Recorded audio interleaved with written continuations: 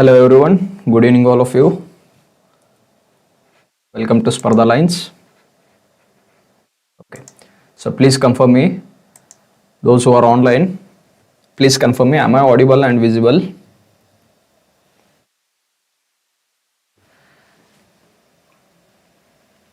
Okay, so if it is... Hello everyone, good evening all of you. Welcome to Spardha Lines. So please confirm me. Okay.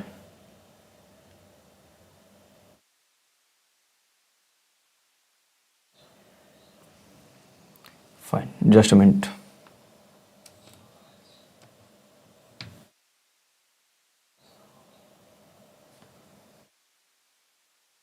Okay.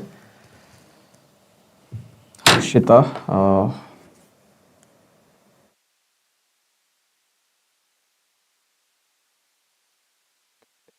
1 second. Okay, it got sorted. Yeah, so let's start the class. Okay. So ನಿನ್ನೆ ಕ್ಲಾಸಲ್ಲಿ ನಾವು 35 questions ಅನ್ನ discuss ಮಾಡಿದ್ವಿ. So in today's class will discuss the rest all those questions. Okay, but before going with the questions discussion, okay, just a short explanation on the idea of the Spardha lines, what we are looking after here. Okay, so this is the KS exam notification which is in due shortly. Okay, ನಿಮಗೂ message ಬಂದಿರ್ಬೋದು ಅಥವಾ ಸುದ್ದಿ ಸಿಕ್ಕಿರುತ್ತೆ. Okay, so the thing is, in a short span of time, notification aitandra hardly we may get 4 months of the time. Okay, so in that case, in that short span, okay, what are the things to be looked after? Okay, so ಇದರ ಈ ಒಂದು theme ಅನ್ನೇ ಗಮನದಲ್ಲಿ ಇಟ್ಕೊಂಡು, okay, 2 major activities are being done here. ಒಂದು previous year question paper solve ಮಾಡೋದಾಗಿರ್ಬೋದು, at the same time current affairs related and previous year question ಪೇಪರ್ಸದ್ದು question ಅನ್ನ ಡಿಸ್ಕಸ್ ಮಾಡೋದಾಗಿರ್ಬೋದು. ಅಟ್ ದ ಸೇಮ್ ಟೈಮ್ ಅವಶ್ಯಕತೆಗೆ ಇರುವಷ್ಟು ಪ್ರಿವಿಯಸ್ ಇಯರ್ದು ಕರೆಂಟ್ ಅಫೇರ್ಸ್ ಅನ್ನು cover ಮಾಡುವಂಥದ್ದು ಲಾಸ್ಟ್ 1 ಇಯರ್ದು 6 ಮಂತ್ದು 2 ಮಾಡ್ಯೂಲಲ್ಲಿ. ಓಕೆ, ಸೊ ಈ ಒಂದು ಕರೆಂಟ್ ಅಫೇರ್ಸನ್ನು ಡಿಸ್ಕಸ್ ಮಾಡೋದ್ರಲ್ಲೂ ಹೆಚ್ಚು ಪ್ರಯಾರಿಟಿ ಕೊಡ್ತಾ ಇದೆ. Okay, so that's the way you can take the maximum benefit from the team. Okay, at the same time ನೀವು ಈಗ PSI ಟೆಸ್ಟಲ್ಲಿ ಎಸ್ಸೆ ಅದು ಬರೆದಿದ್ದು ಸಹ ಇವ್ಯಾಲ್ಯೂಯೇಷನ್ ಆಗ್ತಾ ಇರೋದ್ರಿಂದ ಎಲ್ಲಿ ಮಿಸ್ಟೇಕ್ ಅದು ಆಗ್ತಿದೆ ಅಂತ ಅನ್ನೋದನ್ನು ತಿಳ್ಕೊಬಹುದು. Okay, so it is very clear. Upcoming KSಗೆ ಎಕ್ಸಾಮ್ಗೂ ಸಹ ಪ್ರಿಲಿಮ್ಸ್ ಆಗಿರ್ಬೋದು, ಮೇನ್ಸ್ ಆಗಿರ್ಬೋದು, 2 ಟೆಸ್ಟ್ ಕಂಡಕ್ಟ್ ಆಗೋದು. ಆ್ಯಂಡ್ ಟೆಸ್ಟ್ ಕಂಡಕ್ಟ್ ಮಾಡೋದು ಅಷ್ಟೇ ಇಂಪಾರ್ಟೆಂಟ್ ಅಂತಲ್ಲ, ಅದ್ರದ್ದು ಇವ್ಯಾಲ್ಯೂಯೇಷನ್ ಮಾಡಿ ರಿಸಲ್ಟ್ ಕೊಡೋದು ಇಂಪಾರ್ಟೆಂಟ್ ಇರುತ್ತೆ. So the senior candidates, okay, experienced aspirants usually go with the evaluation.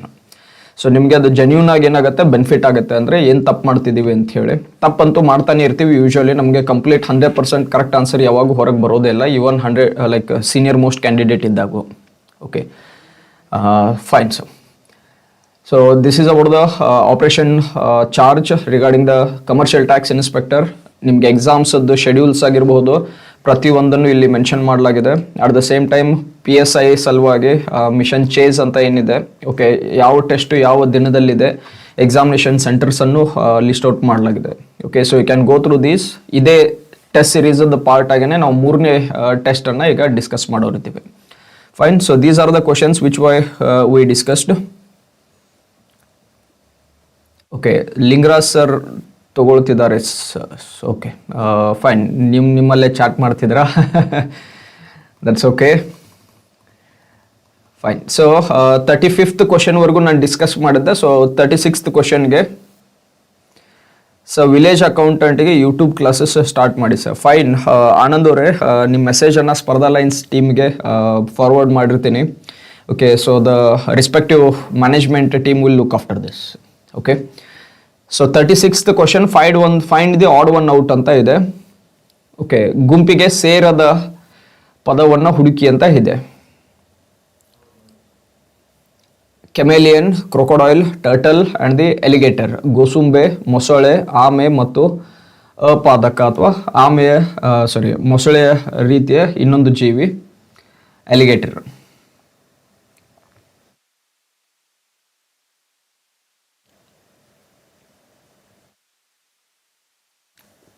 Okay, so what could be the answer for this question?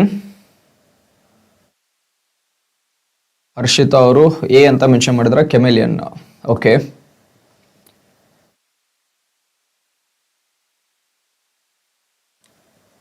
Saanvi ಅವರು A ಹಾಕಿದ್ರ, ಫೈನ್. ಕುಮಾರ ಡಿ ಹಾಕಿದ್ರ, S P Patil A. Okay,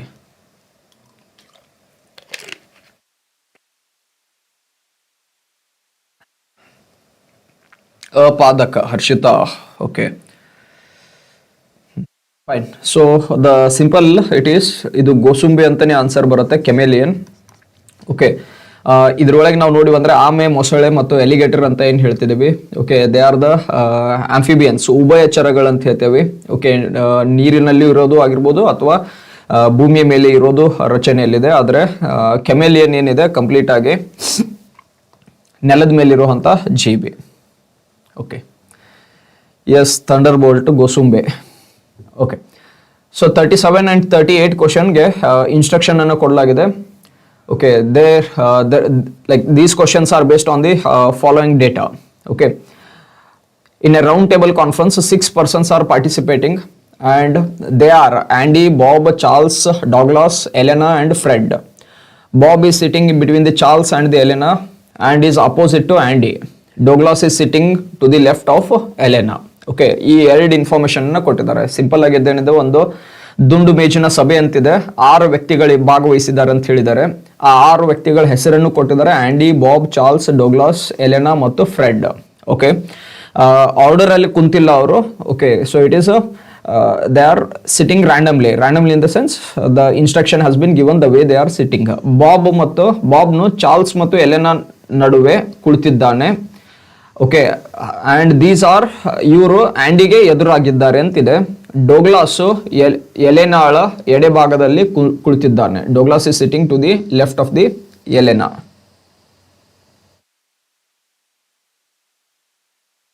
okay, so ಈ basis ಮೇಲೆ question ಏನ್ ಕೇಳ್ತಿದ್ದಾರೆ ಅಂದ್ರೆ, who is sitting to the left of the Bob.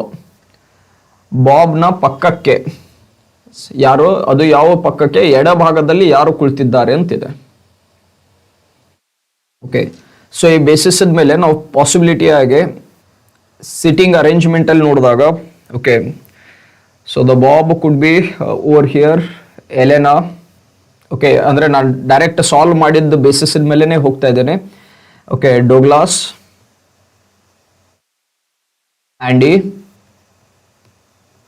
Okay, here Bob and Charles, Elena ನಡುವೆ ಕುಳಿತಿದ್ದಾನೆ ಅಂತಿದೆ. ಬಾಬ್, ಚಾರ್ಲ್ಸ್ ಇಲ್ಲಿ ಬರುತ್ತೆ. Okay, and the Fred. Okay, Elena, Charles ನಡುವೆ ಕುಂತಿದ್ದಾರೆ, ಇದು ಕರೆಕ್ಟ್ ಆಗಿದೆ, satisfy. At the same time ಆ್ಯಂಡಿಗೆ ಎದುರಾಗಿದ್ದಾರೆ ಅಂತಿದೆ, ಇದನ್ನು ಪಾಯಿಂಟ್ ಅಲ್ಲಿ ತಗೊಂಡಿದ್ದೇವೆ, ಆ್ಯಂಡಿಗೆ ಎದುರಾಗಿದ್ದಾನೆ ಅಂತ ತಗೊಂಡಿದ್ದೇವೆ. ಡೋಗ್ಲಾಸ್ ಎಲೆನಾಳ ಎಡಭಾಗದಲ್ಲಿ, ಅಂದ್ರೆ if they are facing towards this centre ಅಂತ ಫೇಸ್ ಮಾಡಿದ್ವಿ ಅಂದ್ರೆ ಎಲೆನಾಳ ಎಡಕ್ಕೆ ಡೋಗ್ಲಾಸ್ ಅಂತ ಬರುತ್ತೆ. So this is our sitting arrangement has been made. Okay, so based on this, so who is sitting to the left of the bob? Okay, so center face ಮಾಡ್ತಿದ್ದಾರೆ ಅಂತಂದ್ರೆ left ಗೆ who is sitting? It is Elena. Yes, you have answered it as B.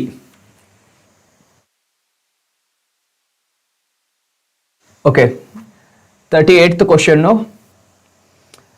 Each person interchanges his or her place with the person sitting opposite. Then who is sitting to the right of the Charles? Okay, ಇದರಲ್ಲಿ ಮತ್ತೆ ಒಂದು problem ಅನ್ನ add ಮಾಡ್ತಾನೆ ಅವನು. Okay, ಏನು seating arrangement ನಾವು previous point ಅಲ್ಲಿ ತಗೊಂಡಿದ್ವಿ, ಅದರಲ್ಲಿ ಸೀಟಿಂಗ್ ಅಲ್ಲಿ ನಾವು ಟ್ರೈ ಮಾಡಿದ್ರೆ ಚಂದ ಅಲ್ವಾ? ಹೌದು, ಡೆಫಿನೆಟ್ಲಿ ನೀವು ಟ್ರೈ ಮಾಡಿ. ಸೈಮಲ್ಟೇನಿಯಸ್ ಆಗಿ ನಾನು ಮೆನ್ಷನ್ ಮಾಡ್ತಾ ಇರ್ತೀನಿ. ಓಕೆ, ಯಾಕಂದ್ರೆ 2 ಗಂಟೆಯಲ್ಲಿ ಇದು ಕ್ಲಾಸ್ ಕವರ್ ಆಗಬೇಕು. ಸೊ ಅದನ್ನೇ ಗಮನದಲ್ಲಿ ಇಟ್ಕೊಂಡು ಎಷ್ಟು ಟೈಮ್ ಸ್ಪೆಂಡ್ ಮಾಡೋಕ್ಕಾಗತ್ತೆ ಒಂದು ಕ್ವಶನ್ಗೆ ಅನ್ನೋದ್ರ ಮೇಲೆ ಲೆಕ್ಕಾಚಾರ ಹಾಕ್ತಿರುತ್ತೆ. Okay, so only for that concern ಹೆಚ್ಚಿಗೆ ಟೈಮನ್ನು ಸ್ಪೆಂಡ್ ಮಾಡೋಕ್ಕಾಗಲ್ಲ ಅಂಥೇಳಿ ಆ ರೀತಿ ಹೋಗ್ತಿದೆ ಅಷ್ಟೇ. ಓಕೆ, ಸೊ ಎಕ್ಸ್ಚೇಂಜ್ ಆದಾಗ ಸೀಟಿಂಗಲ್ಲಿ, sorry, Andy is over here, Fred is over here, Charles opposite Douglas, Elena comes over here and Bob comes over here. Okay, sitting arrangement exchange ಆದಾಗ. ಓಕೆ, ಸೊ ಲಾಸ್ಟಿಗೆ ಏನು ಕೇಳ್ತಾರೆ, ಚಾರ್ಲ್ಸ್ನ ಬಲಭಾಗದಲ್ಲಿ ಯಾರು ಕುಳಿತಿದ್ದಾರೆ ಅಂತಿದೆ. So the answer is Fred. ಚಾರ್ಲ್ಸ್ನ ಬಲಭಾಗದಲ್ಲಿ ಯಾರು ಕುಳಿತಿದ್ದಾರೆ, ಫ್ರೆಡ್. ಸೆಂಟ್ರಿಗೆ ಫೇಸ್ ಮಾಡ್ತಿದ್ದಾರೆ ಅಂತಂದ್ರೆ ರೈಟಿಗೆ ಇದು ಬಂತು, ಲೆಫ್ಟಿಗೆ ಬಾಬ್ ಆಯ್ತು. So Fred is the answer. D is the answer for this question. 2 hour mental ಎಬಿಲಿಟಿನೇ ಮಾಡ್ತೀರಾ? ಇಲ್ಲ ಸರ್, ಎಲ್ಲ 100 ಕ್ವಶನ್ ಅಲ್ಲಿ ಎಲ್ಲ ಸಬ್ಜೆಕ್ಟ್ ಮಿಕ್ಸ್ ಇರುತ್ತೆ. Okay, and I am not the expert of the mental ability.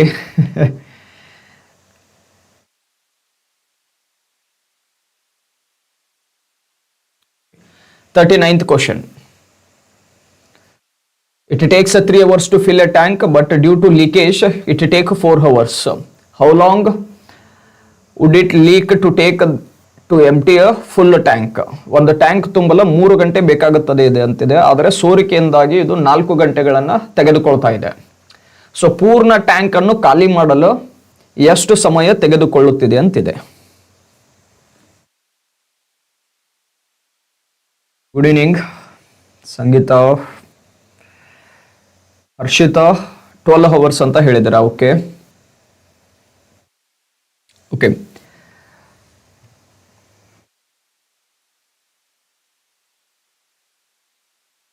so time taken by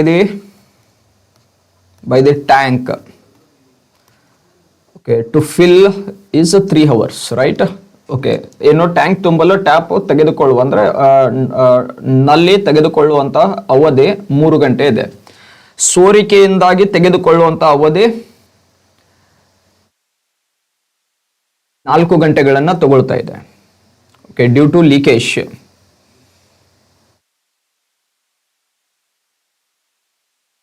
time taken by leak. So let us it consider X hours ಅಂತ ತಗೊಳ್ಳೋಣ.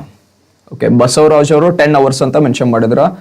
Okay, Harshita 12 hours, Sangeeta 12 hours ಅಂತ guess ಮಾಡಿದ್ರ. Okay fine, let's see. Okay, per hour tank ಅಂತ ನಾವು consider ಮಾಡಿವ. ಪ್ರತಿ 1 ಗಂಟೆಗೆ okay thank ತುಂಬೋ ರಚನೆ ಅಂತ ನಾವು ನೋಡಿದ್ವಿ ಅಂತಂದ್ರೆ ಇಟ್ ಈಸ್ 1/3, ರೈಟ್? ಸೋರಿಕೆ ಅಂತ ಕನ್ಸಿಡರ್ ಮಾಡಿದಾಗ, ಲೀಕೇಜ್ ಅಂತ ಕನ್ಸಿಡರ್ ಮಾಡಿದಾಗ it is divided by 1/x. So 1 ಗಂಟೆಯಲ್ಲಿ ಓಕೆ ತುಂಬುವಂಥ ಒಟ್ಟು ರಚನೆ ಅಂತ ನಾವು ನೋಡಿದಾಗ ಓಕೆ 1/4 ಲೀಕೇಜ್ ಇಕ್ವೇಶನ್ ಒಳಗೆ 1/x ಮೈನಸ್ 1/3 ಅಂತ ಕನ್ಸಿಡರ್ ಮಾಡಿದ್ವಿ ಅಂತಂದ್ರೆ okay, so 1/x equal to 1/3 minus 1/4 minus 1 divide by that is all together 1 divide by 12. So X ಅಂತ ನಾನು ಕನ್ಸಿಡರ್ ಮಾಡಿದೆ ಅಂತಂದ್ರೆ it equates to 12 hours easily. So D is the answer over here. Okay, ಸಂಗೀತ ಅವರು ನೀವು direct ಆಗಿ short ಅಲ್ಲಿ mention ಮಾಡಿದಾರ, but anyway I cannot mention in that way.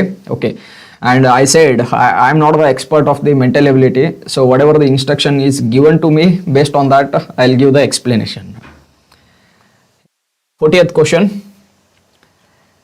The ratio of rate of work of A, B and C is in the ratio of 1:3:2. A ಮತ್ತು B ಮತ್ತು C the ಕೆಲಸದ ದರದ ಅನುಪಾತ 1:3:2 ರಷ್ಟಿದೆ ಅಂತಿದೆ. ಓಕೆ, 15, 20 ಮತ್ತು 25 ದಿನಗಳವರೆಗೆ ಕೆಲಸ ಮಾಡುವ A ಮತ್ತು B ಮತ್ತು C ಗಳ ಒಟ್ಟು ವೇತನ 5,000 ಆಗಿದೆ. Okay, the total wages of A, B and C working for 15, 20, 25 days respectively are 5,000. ಇವರೇ 3 ಜನ 15, 20, 25 ಜನ ರೆಸ್ಪೆಕ್ಟಿವ್ಲಿ ಅಂತಿದೆ. ಅಂದ್ರೆ A is working for 15 hours, B is working for 20 days, C is working for 15 days, hour ಅಲ್ಲ 15 days, 20 days and the 25 days respectively. ಎಲ್ಲಾರ್ದು ಸೇರಿಸಿ salary ಅಂತ ನಾವೇನ್ ಮೆನ್ಷನ್ ಮಾಡ್ತೇವೆ, ರೆಮ್ಯುನರೇಟ್ 5,000 ಆಗುತ್ತೆ ವೇಜಸ್ ಅಂತಿದೆ. Find the total wages of the 3 workers. ಇದೇ 3 workers total wages consider ಮಾಡಿ, ಬಟ್ ಕಂಡೀಷನ್ ಏನಿದೆ, A 15 ದಿನ ಕೆಲಸ ಮಾಡ್ತಿಲ್ಲ, ಕೇವಲ 10 ದಿನ ಕೆಲಸ ಮಾಡ್ತಿದ್ದಾನೆ. B 20 ದಿನ ಕೆಲಸ ಮಾಡಿದ್ರೆ 5,000 ಸ್ಯಾಲರಿ ಬರಬೇಕಾಗಿತ್ತು, ಬಟ್ B ಕೆಲಸ ಮಾಡ್ತಿದ್ದಾನೆ 15 ಡೇಸ್. C ಕೆಲಸ ಮಾಡ್ತಿದ್ದಾರೆ 12 ಡೇಸ್. ಈ ರೀತಿ ಕೊಟ್ಟು ಓಕೆ ಒಟ್ಟಾರೆಯಾಗಿ ಇಷ್ಟು ದಿನ ಕೆಲಸ ಮಾಡಿದ್ದಾರೆ, ದಟ್ ಈಸ್ 10, 15 ಅಂಡ್ 12 ಡೇಸ್ 3 ಮಂದಿ ಕೆಲಸ ಮಾಡಿದ್ರ ಅಂತಂದ್ರೆ ಅವ್ರ ಸ್ಯಾಲರಿ ಎಷ್ಟಾಗ್ತಿತ್ತು ಅಂತ ಕೇಳ್ತಿದ್ದಾರೆ. That's the question has been asked.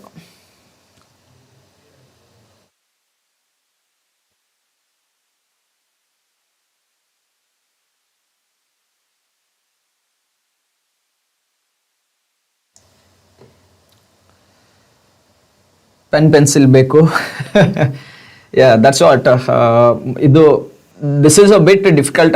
Bit difficult in the sense mathematics need ಇರೋದ್ರಿಂದ ಬೇಕಾಗತ್ತೆ. ಬಟ್ ಎನಿವೆ, ಸೊ ಇವ್ರದ್ದು ಅನುಪಾತ ಅಂತ ನಾವು ನೋಡಿದ್ವಿ ಅಂದರೆ 3 ಮಂದಿ ಕೆಲಸ ಮಾಡುವಂಥ ಅನುಪಾತದ ರಚನೆಯಲ್ಲಿ ನಾವು ನೋಡಿದಾಗ, ಓಕೆ, ಸೊ ಎ ಅಂತ ಕನ್ಸಿಡರ್ ಮಾಡಿದಾಗ 15 1:15 ಆ್ಯಂಡ್ ಬಿ ಅಂತ ನಾನು ಕನ್ಸಿಡರ್ ಮಾಡ್ತಿದ್ದೇನೆ ಅಂತಂದರೆ 3:20 ಅನುಪಾತದ ಒಳಗಿದೆ. 1:15 ಅಂತಿದ್ದು 3:20 ಅಂತ ಇದನ್ನೇ ಕನ್ಸಿಡರ್ ಮಾಡ್ತೀನಿ. ಆ್ಯಂಡ್ ಸಿ ಅಂತ ಕನ್ಸಿಡರ್ ಮಾಡಿದೆ ಅಂತಂದರೆ 2:25 ಈ ರೀತಿ ಒಳಗೆ ಹೋಗುತ್ತೆ. ಓಕೆ, ಈ ಪ್ರಪೋರ್ಷನದೊಳಗೆ ಅವರು ಕೆಲಸ ಮಾಡ್ತಿದ್ದಾರೆ.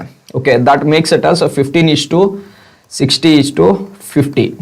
ಓಕೆ, ದಟ್ ಈಸ್ ಈಕ್ವೇಟ್ ಮಾಡಿದ್ವತ್ತಂದರೆ 5ರಿಂದ ಭಾಗಿಸಿದಾಗ 3, 12, 10 ಈ ಈಕ್ವೇಷನ್ ಒಳಗೆ ಬಂದಿದೆ. ಓಕೆ, ಸೊ ಸಂಗೀತ ಕೆ ಅವರು 2060 ಅಂತ 2060 ಅಂತ ಮೆನ್ಷನ್ ಮಾಡಿದಾರೆ. ಸಿ ಇಸ್ ದ ಆನ್ಸರ್ ಅಂತ ಹೇಳಿದ್ರ. ಬಸವರಾಜ್ ಅವರು ಸಿ ಅಂತ ಹೇಳಿದಿರ. Okay, so let's see. Okay, ಒಟ್ಟು ವೇತನ ಅಂತ ನಾನು ಕನ್ಸಿಡರ್ ಮಾಡಿದಾಗ 5000 ಒಟ್ಟು ವೇತನ ಅಂತಂದಾಗ 3 ಜನರ ನಡು ಡಿವೈಡ್ ಆಗಬೇಕಾದ್ರೆ 3 + 12 + 10 ಫಾರ್ಮ್ಯಾಟ್ ಒಳಗೆ ನಾನು ನೋಡಿದೆ ಅಂತಂದರೆ ಇಟ್ ಗೋಸ್ ರಫ್ಲಿ to the 600 in number. Okay okay ಏನು ದೈನಂದಿನ ವೇತನ ಅಂತ ನಾನು ನೋಡಿದಾಗ, ಓಕೆ, ಏದ್ ಕನ್ಸಿಡರ್ ಮಾಡಿದೆ ಅಂತಂದರೆ it is directly 600/15. Okay, similarly ಬಿದ್ ದೈನಂದಿನ ವೇತನ ಅಂತ ನಾನು ನೋಡಿದೆ ಅಂತಂದರೆ 1/20, 12/25 and the 5000, which makes it as 120 rupees. And similarly ಸಿದ್ ವೇತನ ಅಂತ ನಾವು ನೋಡಿವು ಅಂದರೆ 1/25, 10/25 and 5000. Okay, so that makes to the equation of 80. Okay, so A ಮತ್ತೆ B ಮತ್ತೆ C ಇವರು ಮೂರದ್ದು ರಚನೆಯಲ್ಲಿ ನಾವು ನೋಡಿದಾಗ A, B and C ಮೂರದ್ದು ಒಟ್ಟು ವೇತನಕ್ಕೆ ಓಕೆ ಪೇ ಮಾಡ್ತಾ ಇರೋದು ಡಬಲ್ ಪೇಮೆಂಟನ್ನು ಕನ್ಸಿಡರ್ ಮಾಡಿರೋದ್ರಿಂದ, ಅಂದರೆ ಒಟ್ಟು ವೇತನ ಅವ್ರ ಕೆಲಸ ಮಾಡೋದಕ್ಕೆ ಕೆಲಸಕ್ಕಿಂತ 2 ಪಟ್ಟು ದೊಡ್ಡದಾದ ಕೆಲಸಕ್ಕೆ ನೀಡದಾದ ಅವಧಿಗಳಿಗಿರೋದ್ರಿಂದ, so it is 2 into 10 into 40 plus 15 into 120 plus 12 into 80. So that makes the equation 6320. Okay, multiply ಮಾಡಿದ್ದ 2ನ reduce ಮಾಡ್ಕೊಳ್ಳೋಣ. So divided by 2 ಮಾಡಿದ್ವಿ ಅಂತಂದ್ರೆ the final answer gets over here is 3160. 3160 is the answer. Okay, Manjunath ಅವರು mention ಮಾಡಿದಾರೆ 3160 ಅಂತ ಹೇಳಿ. Okay, 41st question ನೋಡೋಣ. 2 bombs were exploded at a place P with a time interval of 40 minutes. 40 ನಿಮಿಷಗಳ ಸಮಯದ ಮಧ್ಯಂತರದಲ್ಲಿ, okay,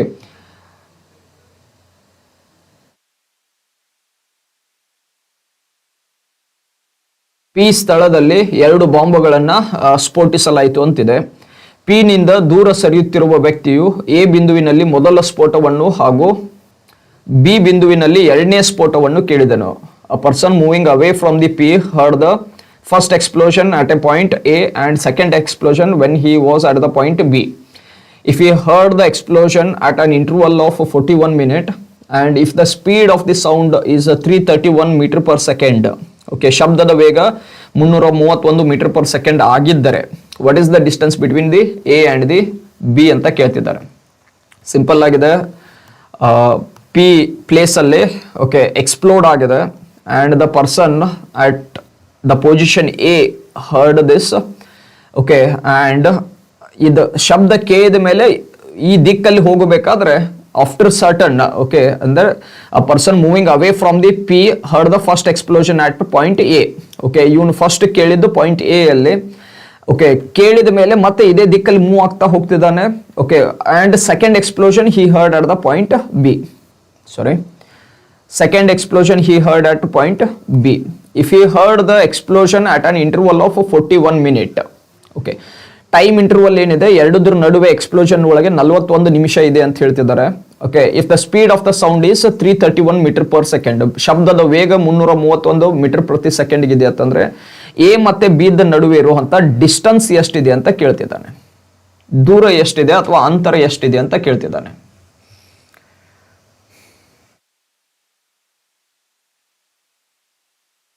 okay, so let's see the explanation for this question.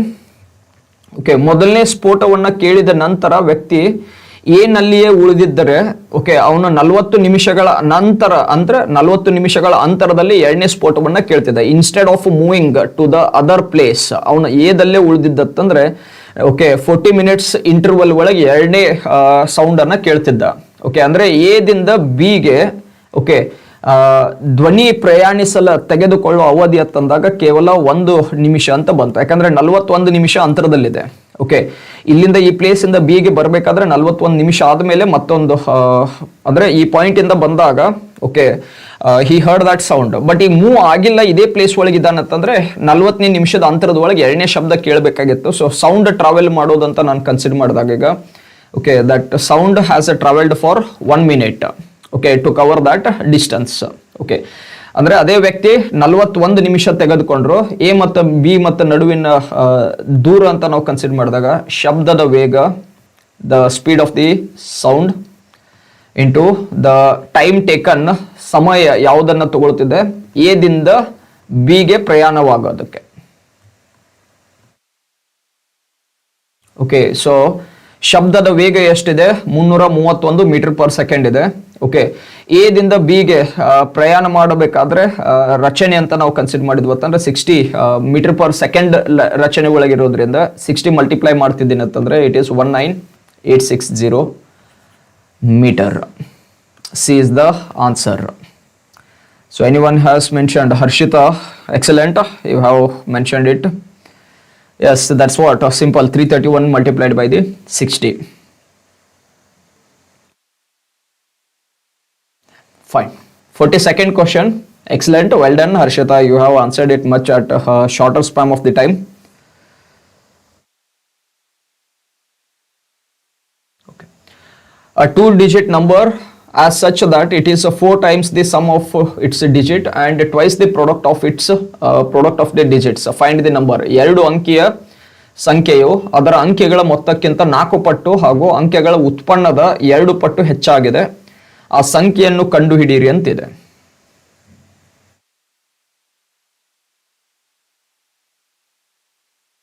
Okay,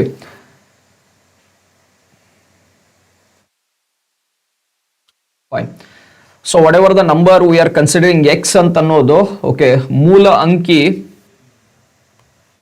okay ಅದೇ ಸ್ಥಳದಲ್ಲಿ ಇಡೋಣ, ಅದೇ ಸ್ಥಳದಂತ ಬರಿತೇನೆ. ಓಕೆ, ಅಂಡ್ 10ನೇ ಸ್ಥಾನ ಅಂತ ಏನು ಹೇಳ್ತೀವಿ ಓಕೆ 2 ಡಿಜಿಟ್ ಅಂದಿದ್ರ ಸಲುವಾಗಿ 2 ಅಂಕಿ ಸಂಖ್ಯೆ ಇರೋದ್ರಿಂದ 10ನೇ ಅಂದ್ರೆ 10 ಅಂತಂದಾಗ 2ನೇ ಡಿಜಿಟ್ ಅಂತ ಏನ್ ಹೇಳ್ತೇವೆ ದಟ್ ಈಸ್ 16 ಸ್ಥಾನದಲ್ಲಿರುವ ಅಂಕೆ y ಅಂತ ಕನ್ಸಿಡರ್ ಮಾಡೋಣ. y ಆಗಿರ್ಲಿ ಅಂತಿದೆ. ಸೊ 2 ಅಂಕೆಗಳ ಸಂಖ್ಯೆ ಇರೋದ್ರಿಂದ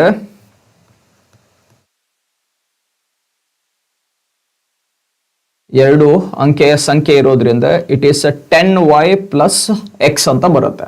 ಓಕೆ, ಯೂನಿಟ್ ಡಿಜಿಟ್ ಅದು ಎಕ್ಸ್ ಹಂಗೆ ಇಟ್ಕೊಳ್ತೀವಿ. ಸೆಕೆಂಡ್ ಡಿಜಿಟ್ ಅದು ಏನಿದೆ 10th ಸೆಕೆಂಡ್ ಡಿಜಿಟ್ ಅದು ಒಳಗೆ ಬರೋದು y ಅಂತ ತಗೊಳ್ತಿದ್ದೀನಿ. 16 ಅನ್ನೋ ರಚನೆ ಇರೋದ್ರಿಂದ 10y ಅಂತ ಕನ್ಸಿಡರ್ ಮಾಡ್ತಿದ್ದೀನಿ. ಓಕೆ, ಸೊ 2 ಅಂಕೆಗಳ ಸಂಖ್ಯೆ ಅಂತಂದಾಗ 4 ಬಾರಿ ಅದರ ಅಂಕೆಗಳ ಮೊತ್ತಕ್ಕಿದೆ. Okay, so in that case it makes it as 10y plus x equal to 4 into x plus y. Simple. So in that case it makes it as 3x minus 6y equal to 0. That makes 3x equal to 6y. That is x equal to 2y. Okay. So based on this if it consider okay, I'll erase this screen further because I need to go with the further.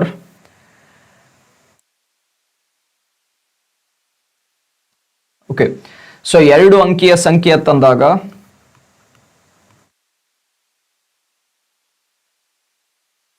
Okay ಅದರ ಅಂಕೆಗಳ 2 ಪಟ್ಟು ಉತ್ಪನ್ನನು point ಅನ್ನು mention ಮಾಡ್ತಿದ್ದಾರೆ. ಎರಡು ಅಂಕೆಗಳದ್ದು the twice the product of their digits ಅಂತಿದೆ. So ಅದನ್ನು ನಾನು ಫಾರ್ಮುಲಾವನ್ನು ಕನ್ಸಿಡರ್ ಮಾಡೋಣ. So 10y plus X equal to 2xy, right. So ಇದು ಎರಡನೇ ಫಾರ್ಮುಲಾನು ಕನ್ಸಿಡರ್ ಮಾಡೋಣ. ಓಕೆ, ಎರಡು ರೈಟಲ್ಲಿ ನಾನು XY ದಿಂದ ಡಿವೈಡ್ ಮಾಡೋಣ. So that our equation gets simplified. So it is 10 divided by x plus 1 divided by y equal to 2. Okay, XY ದಿಂದ ಇದಕ್ಕೂ ಭಾಗಿಸೋಣ, XY ದಿಂದ ಇದಕ್ಕೂ ಭಾಗಿಸೋಣ ಅಂತ ತಗೊಳ್ತಿದ್ದೀನಿ. ಓಕೆ, ಸೊ ಅದನ್ನು ಮಾಡಿದಾಗ ಈ ಇಕ್ವೇಶನ್ ಬರ್ತಾ ಇದೆ. ಸೊ ಸಮೀಕರಣದಿಂದ ಅಂತ ನಾವು ಕನ್ಸಿಡರ್ ಮಾಡಿ ಇವತ್ತಂದರೆ, ಓಕೆ, 1 ಮತ್ತು 2 ಎರಡನ್ನು ರಚನೆಯಲ್ಲಿ ಮಾಡಿದಾಗ, so that is simplifying further. ಅಂದರೆ ಒಂದನೇದೇನು ನಮಗೆ ಸೊಲ್ಯೂಷನ್ ಸಿಕ್ಕಿತ್ತಲ್ಲ, x ಈಕ್ವಲ್ ಟು 2y ಅಂತ ಹೇಳಿ ಏನು ಸಿಕ್ಕಿತ್ತಲ್ಲ, ಅದಕ್ಕೆ ಈಕ್ವೇಟ್ ಮಾಡ್ಕೊಳ್ಳೋಣ. Okay, so that we get the number as 3 6 by y. Okay, so that makes it as y equal to 2 in number. So y equal to 2 ಅಂತ consider ಮಾಡಿ ಬಂದರೆ x equal to comes it as 6 number. So ಸಂಖ್ಯೆ ಏನಿದೆ ನಮ್ಮದು 10y plus ಆಗಿದೆ ಅಂತಂದಾಗ, so 10 into y that is 3 plus 6, that makes it as 36 as the number. Is the answer for this question. Yes, Kavita Jadhav, you have guessed it rightly. 36. Okay.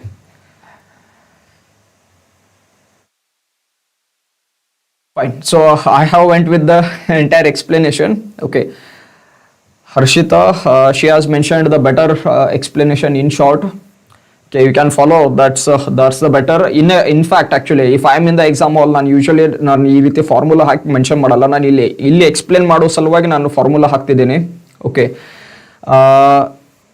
Yes sir, ಇಷ್ಟೆಲ್ಲ ಕಷ್ಟಪಡಬೇಕಾಗಿಲ್ಲ, simple ಆಗಿ ಮಾಡಬಹುದಲ್ಲ through the options ಅಂತ ಹೇಳಿ. Yes, definitely Harshita, I can do it through the back substitution by looking at the option. Honestly speaking, that's the way I do in the exam hall. Okay, options ನೋಡ್ಕೊಂಡೇ back substitute ಮಾಡ್ಕೋತಾನೆ ಆನ್ಸರನ್ನು consider ಮಾಡಿರ್ತೀನಿ usually. But ನಾನು ಇಲ್ಲಿ explain ಮಾಡಬೇಕಾದ್ರೆ ಆ ಟೆಕ್ನಿಕನ್ನು follow ಮಾಡೋಕ್ಕಾಗಲ್ಲ. Okay, so in that case I am sorry for that actually. So ಇಲ್ಲಿ ಅದನ್ನು ಮಾಡೋಕ್ಕಾಗಲ್ಲ, ನಾನು ಅದು ಏನು ಪ್ಯಾಟರ್ನ್ ಇದೆ ಅದನ್ನ ಎಕ್ಸ್ಪ್ಲೇನ್ ಮಾಡಬೇಕಾಗತ್ತೆ. Okay, fine. So moving on to the 43rd question. ಒಂದು ತರಗತಿಯಲ್ಲಿ, okay, the average height of the 50 students in a class is 165 centimetre. 50 students ಇದ್ದಾರೆ. Okay, and their average height is 165 centimetre. ಒಂದು ತರಗತಿಯಲ್ಲಿರುವಂಥ 50 ವಿದ್ಯಾರ್ಥಿಗಳ ಸರಾಸರಿ ಎತ್ತರ 165 centimetre. 5 students whose average height is 169 leave the class. Okay, 5 ಸ್ಟೂಡೆಂಟ್ಸ್ಗಳು ಕ್ಲಾಸನ್ನು ಬಿಟ್ಟು ಹೋಗ್ತಾರೆ, ಅವ್ರದ್ದು ಎವರೇಜ್ ಹೈಟು 169 ಸೆಂಟಿಮೀಟರ್ ಇದೆ ಅಂತ ಹೇಳ್ತಿದೆ. And 10 students whose average height is 167.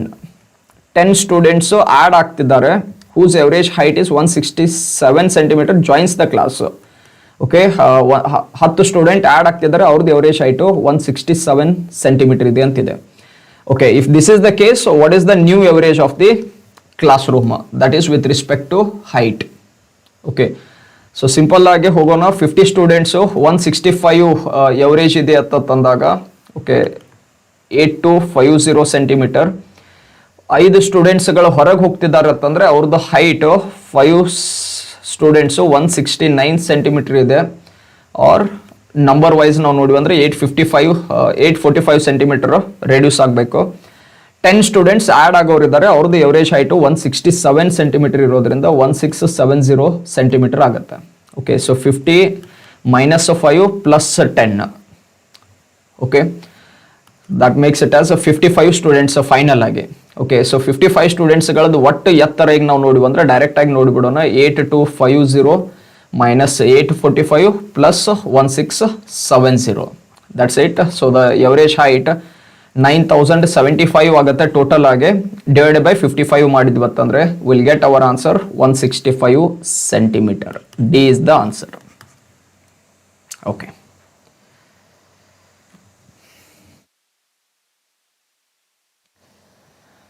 44th question.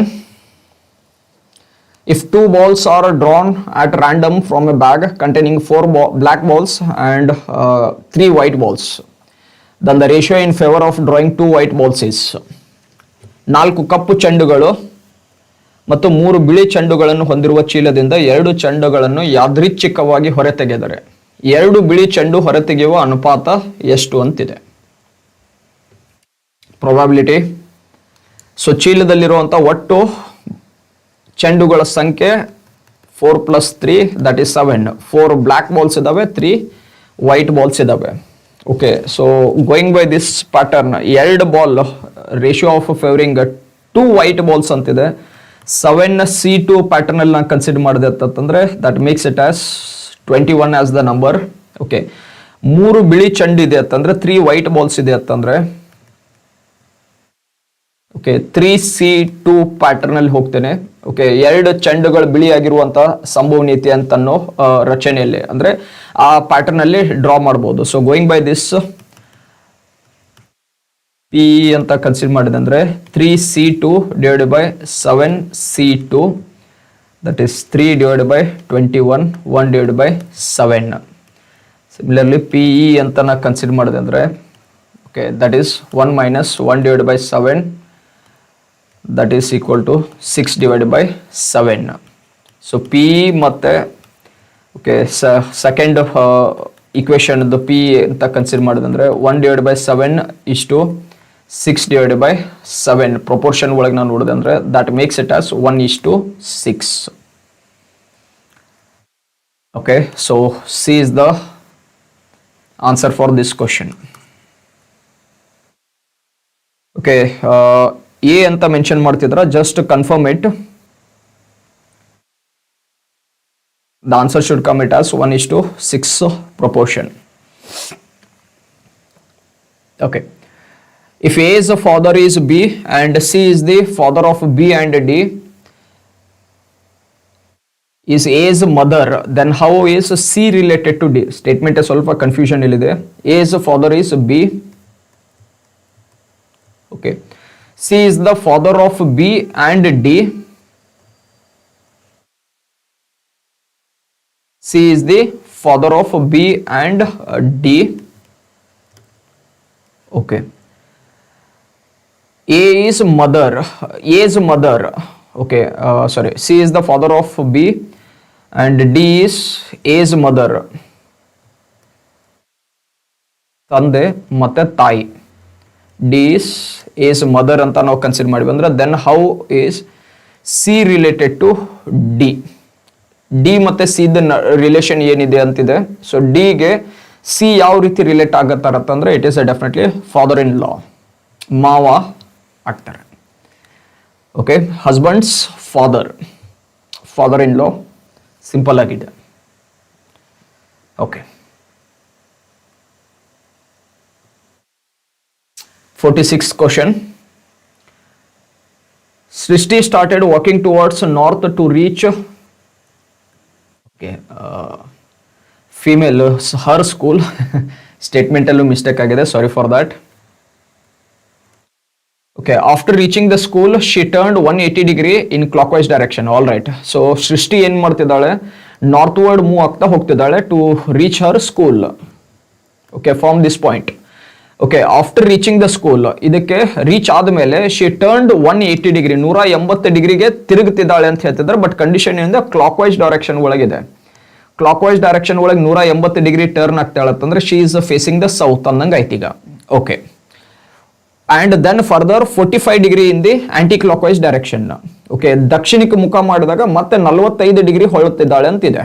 Okay, so 45 degree she is tilting.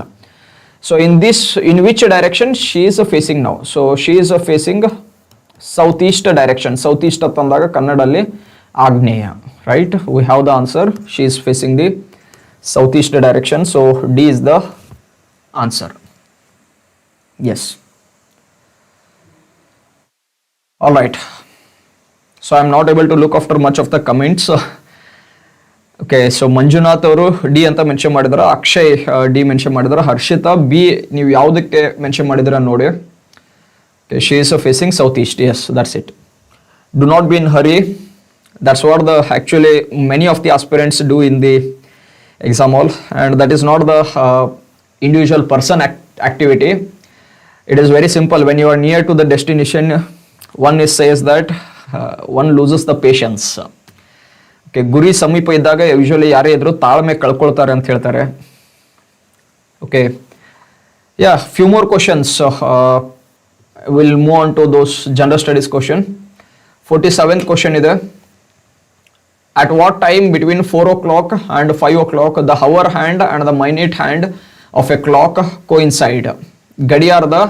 ಗಡಿಯಾರದಲ್ಲಿ 4 ಮತ್ತು 5 ಗಂಟೆಗಳ ನಡುವಿನ ಯಾವ ಸಮಯದಲ್ಲಿ ಗಂಟೆಯ ಮುಳ್ಳು ಮತ್ತು ನಿಮಿಷದ ಮುಳ್ಳು ಸೇರುತ್ತದೆ ಅಂತಿದೆ. ಓಕೆ ಓಕೆ ಸೊ ಸೇರುವಂಥ ಅವಧಿ ಅಂತ ನಾವು ಕನ್ಸಿಡರ್ ಮಾಡಿದಾಗ, ಆಂಗಲ್ ಅಂತ ನಾವು ಕನ್ಸಿಡರ್ ಮಾಡಿದಾಗ ಟೀಟಾ ಅಂತ ಕನ್ಸಿಡರ್ ಮಾಡಿದ್ವಿ ತಿಳ್ಕೊಳ್ಳಿ. ಸೊ ಲೆಟ್ಸ್ ಸಿ, ಗಂಟೆಯ ಮುಳ್ಳು 4 ಮತ್ತು 5 ಗಂಟೆಯ ರಚನೆ ಒಳಗಿದ್ದಾಗ, okay, that is theta equal to 0 ಅಂತಂದ್ರೆ ಸಂಭವಿಸುವಂಥ ರಚನೆ ಅಂತ ನಾವು ಈ ರೀತಿ ಕನ್ಸಿಡರ್ ಮಾಡ್ತೀನಿ ಅಂತಂದ್ರೆ ಸ್ಟಾರ್ಟಿಂಗ್ ಪಾಯಿಂಟ್ ಅಂತ ಅನ್ನೋದ್ರಿಂದ ದಿಟ್ ಈಸ್ 11/2 ಮಿನಿಟ್ ಮೈನಸ್ 30 ಗಂಟೆ ಅಂತ ಅನ್ನೋ ರೀತಿಯಲ್ಲಿ. So 0 equal to 11/2 minute minus 4 into 30. So that is minutes ಒಳಗೆ ನಾವು ನೋಡಿ ಇವತ್ತಂದ್ರೆ 21, ಇಟ್ ಈಸ್ 9/11. ಸೊ 4:21 ಅಂತಂದಾಗ 9:11 ಅಂತ ಏನಿದೆ ಗಡಿಯಾರದ ಮುಳ್ಳು ಏನಾಗುತ್ತೆ ಸೇರುತ್ತೆ. Okay, so that is 21 9/11 minute ಕಳೆದು 4 past 4 ಅಂತ ಇದೆ, 4ಕ್ಕಿಂತ ಮುಂಚೆ.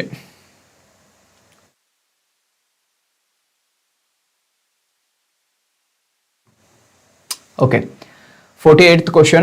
What is the next leap year after the 2096? 2096 ನಂತರ ಮುಂದಿನ ಅಧಿಕ ವರ್ಷ ಯಾವುದು ಬರುತ್ತಂತಿದೆ.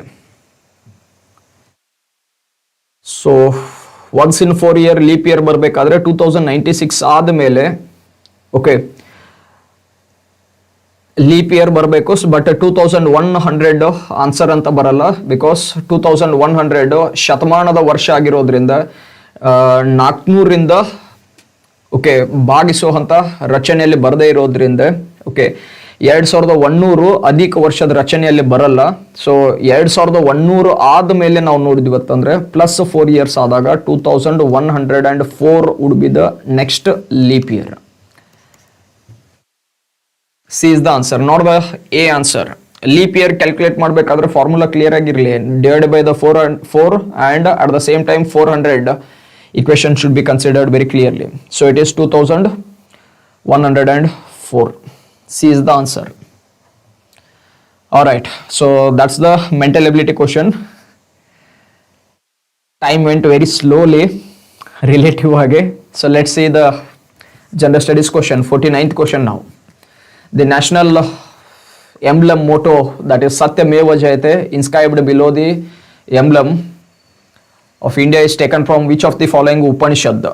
Kato Upanishad, Mundaka Upanishad, Chandogya Upanishad, Aitareya Upanishad. Okay, Devanagari ಲಿಪಿಯಲ್ಲಿ ಬರೆದಿರುವಂಥದ್ದು ಈಸಿ ಕ್ವಶನ್ ಇದೆ, Mundaka Upanishad. B is the answer. Yes. Charan. Okay. So the replies are coming much faster right now. Fine. 50th question. Hello Charan. Welcome to the class. Let's see a few questions. Consider the following pairs. A bronze bull, Indus valley civilisation, Sindhu ನಾಗರಿಕತೆಗೆ, ಸಿಂಧು ಸರಸ್ವತಿ ನಾಗರಿಕತೆಗೆ ಸಂಬಂಧಪಟ್ಟಿರುವಂತಹದ್ದು places ಮತ್ತು ಅಲ್ಲಿ ಸಿಕ್ಕಿರುವಂತ ವಸ್ತುಗಳನ್ನ ಹೊಂದಿಸಿ ಬರೆಯಿರಿ ಅನ್ನೋ ರಚನೆಯಲ್ಲಿದೆ. Bronze bull, ಕಂಚಿನ ಗೂಳಿ ಕಾಲಿಬಂಗನಲ್ಲಿ ಸಿಕ್ಕಿದೆ ಅಂತ ಹೇಳ್ತಿದ್ದಾನೆ. Dancing girl, Mohenjodaro. Copper dog, ತಾಮ್ರದ ನಾಯಿಯ ವಸ್ತು, ಚನುಹುದಾರೋ. ಅಂಡ್ ಬಿಯರ್ಡೆಡ್ ಪ್ರೀಸ್ಟ್, ಗಡ್ಡದಾರಿ ಪೂಜಾರಿ ಅಂತ ಹೇಳ್ತೇವೆ, ಹರಪ್ಪನ್ ಸಿಟಿಯಲ್ಲಿ ಸಿಕ್ಕಿದೆ ಅಂತಿದೆ. Which of the pairs given above are correctly matched?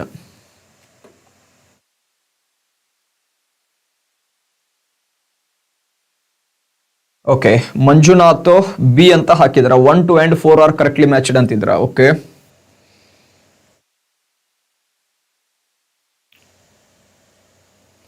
Akshay D ಅಂತ ಹಾಕಿದಿರಾ. ಫೈನ್.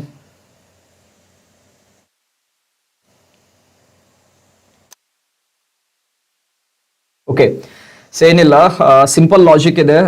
ಈ ಇಂಡಸ್ ವ್ಯಾಲಿ ಸಿವಿಲೈಸೇಷನ್ ರಿಲೇಟೆಡ್ ಆಗಿ ಎಲ್ಲಾನು ನೋಡ್ಕೊಂಡ್ರೆ it is 100% no doubt, it is absolutely perfect. Okay, but important ಆಗಿರೋದು ಏನಿದೆ, ಮೊಹಂಜಾದಾರೋ ಮತ್ತು ಹರಪ್ಪ ಎರಡು ನಗರಗಳದ್ದು ಪ್ರಧಾನ ರಚನೆದ ಒಳಗಿರುತ್ತೆ. Because these two were the most populated and the most popular cities, okay, of the IVC. ಮೊಹಂಜೋದಾರೋದ ಒಳಗೆ ನಾವು ನೋಡಿದಾಗ, ಓಕೆ, ಇದ್ರಲ್ಲಿ ನಾವು ನೋಡಿ ಬಂದ್ರೆ ಡಾನ್ಸಿಂಗ್ ಗರ್ಲ್ ರಚನೆನೂ ಬರುತ್ತೆ, ನೃತ್ಯ ಮಾಡ್ತಾ ಇರುವಂತ ಹುಡುಗಿಯ ರಚನೆನೂ ಅಲ್ಲಿ ಕಂಡು ಬಂದಿದೆ ಮೂರ್ತಿ. At the same time bearded priest is also seen in the Mohenjodaro. So D is wrongly matched. Okay, so bearded priest Harappan ಏನಿದೆ ರಾಂಗ್ ಆಗಿ ಮ್ಯಾಚ್ ಇದೆ ಅಂತಂದ್ರೆ ಸಿಂಪಲ್ ಆಗಿ ಆನ್ಸರ್ ಇದ್ದಾರೆ. 4 ಎಲ್ಲಾದ್ರ ಒಳಗೆ 3 ಆಪ್ಷನ್ ಒಳಗೆ ಇದೆ ಅಂತ ಕನ್ಸಿಡರ್ ಮಾಡಿದಾಗ, ಓಕೆ, ಉಳಿತೀಯ ನೀವು 3 ಎಲಿಮಿನೇಟ್ ಮಾಡಿಬಿಡೋಣ. ಉಳಿದಿರೋದು C, back substitution itself gives the answer. No need to go through all the things. Simple ಆಗಿ ಆಪ್ಷನ್ ನೋಡಿ, ಒಂದು ವೀಕ್ ಪಾಯಿಂಟ್ ಇದ್ದೇ ಇರುತ್ತೆ. ಎನಿ ಕ್ವಶನ್ ಅಲ್ಲಿ ನಾವು ನೋಡಿ ಬಂದ್ರೆ ಒಂದು ವೀಕ್ ಪಾಯಿಂಟ್ ಇರುತ್ತೆ. ಆ ವೀಕ್ ಪಾಯಿಂಟ್ ಅನ್ನ ಹಿಡ್ಕೊಂಡು ಬಿಟ್ರಂದ್ರೆ ಆನ್ಸರ್ ಸಿಕ್ಬಿಡುತ್ತೆ. Okay, as per my knowledge is concern, ನಾನು ಯಾವುದೇ ಅಂದ್ರೆ ನಾನು ಈ ಕಾಂಪಿಟೇಟಿವ್ ಎಕ್ಸಾಮ್ಸ್ ಅದು ಕ್ವಶನ್ ಅನ್ನ ನೋಡಿರೋದು ತಿಳಿದಿರೋ ಬೇಸಿಸ್ ಮೇಲೆ ನಾವು ನೋಡಿ ಬಂದ್ರೆ, okay, most of the time chance ತಗೊಳ್ಬೇಕಾದ್ರೆ ಗೊತ್ತಿತ್ತು answer, well and good. In case okay ಗೊತ್ತಿರ್ಲಿಲ್ಲ ಅಂತಂದ್ರೆ ಚಾನ್ಸ್ ತಗೊಳ್ಬೇಕಾದ್ರೆ much of the time simple ಆಗಿರುತ್ತೆ. 4 ಆಪ್ಷನ್ ಅಲ್ಲಿ 2 ಆಪ್ಷನ್ ಅನ್ನ ನಾವು ಈಸಿಯಾಗಿ ಎಲಿಮಿನೇಟ್ ಮಾಡೋ ರೀತಿಯಲ್ಲಿ ಇರುತ್ತೆ. Okay, so 2 options can be eliminated very easily. 2 option eliminate ಮಾಡ್ತಿರತ್ತೆ ಅಂದ್ರೆ ನಿಮ್ಮದು ಪ್ರಾಬಬಿಲಿಟಿ 50-50% ಒಳಗೆ ಬಂದತ್ತೆ. 50-50% ಬಂದಾಗ ಚಾನ್ಸ್ ತಗೊಳ್ಳಿ. Anyway you will get that benefit. Okay, so in that case ಸರಳವಾಗಿ 2 ಆಪ್ಷನ್ ಅನ್ನು ಎಲಿಮಿನೇಟ್ ಮಾಡ್ಬೋದು. ಲಕಿಲಿ ವೆರಿ ಫ್ಯೂ ಕ್ವಶನ್ಸ್ ಏನಿರುತ್ತೆ, ಒಂದೇ ಸೂಕ್ಷ್ಮವಾಗಿ ಹಿಂಟ್ ಅಲ್ಲಿ ಒಳಗೆ 3 ಆಪ್ಷನ್ ಎಲಿಮಿನೇಟ್ ಆಗೋ ಹಂಗೆ ಬಂದ್ಬಿಡುತ್ತೆ. ಹಂಗಿತ್ತಂದ್ರೆ it is very good for us. So C is the answer, direct ಆಗಿ ಸಿಕ್ಬಿಡುತ್ತೆ. 51st ಕ್ವಶನ್ ನೋಡೋಣ. Name the Jain text which describes 16 mahajanapadas of the ancient India. Okay, ಪ್ರಾಚೀನ ಭಾರತದ ಇತಿಹಾಸದ ಒಳಗಿರೋ ಅಂದ್ರೆ ಆಫ್ಟರ್ ದ ವೇದಿಕ್ ಸಿವಿಲೈಸೇಷನ್ 16 ಮಹಾಜನಪದಗಳನ್ನು ವಿವರಿಸುವ ಜೈನ ಪಠ್ಯ ಯಾವುದು ಅಂತ ಇದೆ. Yes, dancing girl is Mohenjodaro and bearded priest is also ಮೊಹಂಜೋದಾರೋ.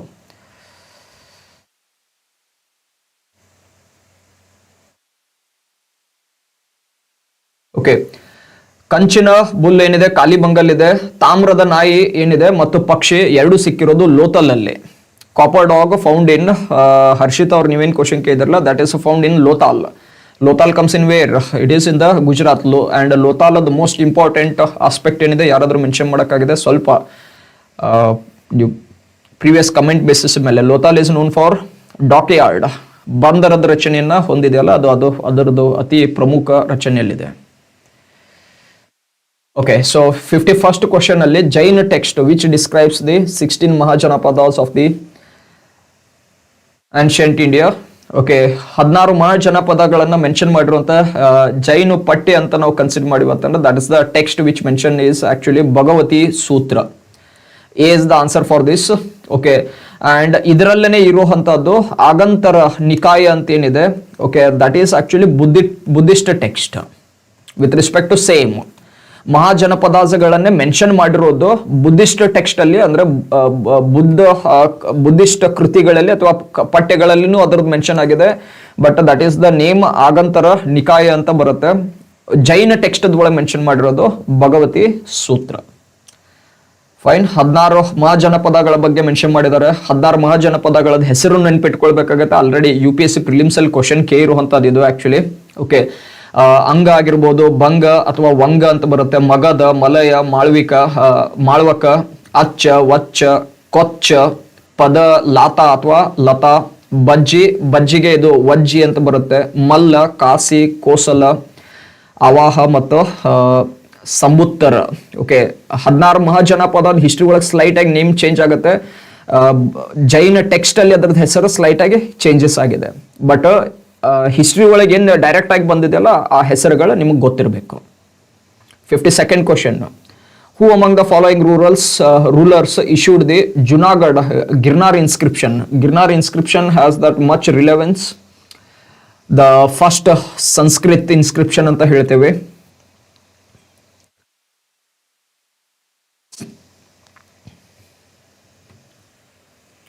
The first Sanskrit inscription, Junagadh inscription ಯಾರ ಯಾರ ಕೆಳಗಿನ ಆಡಳಿತಗಾರರಲ್ಲಿ ಯಾರು ಜುನಾಗಢ್ ಅಥವಾ ಗಿರ್ನಾರ್ ಶಾಸನವನ್ನು ಹೊರಡಿಸಿದರು?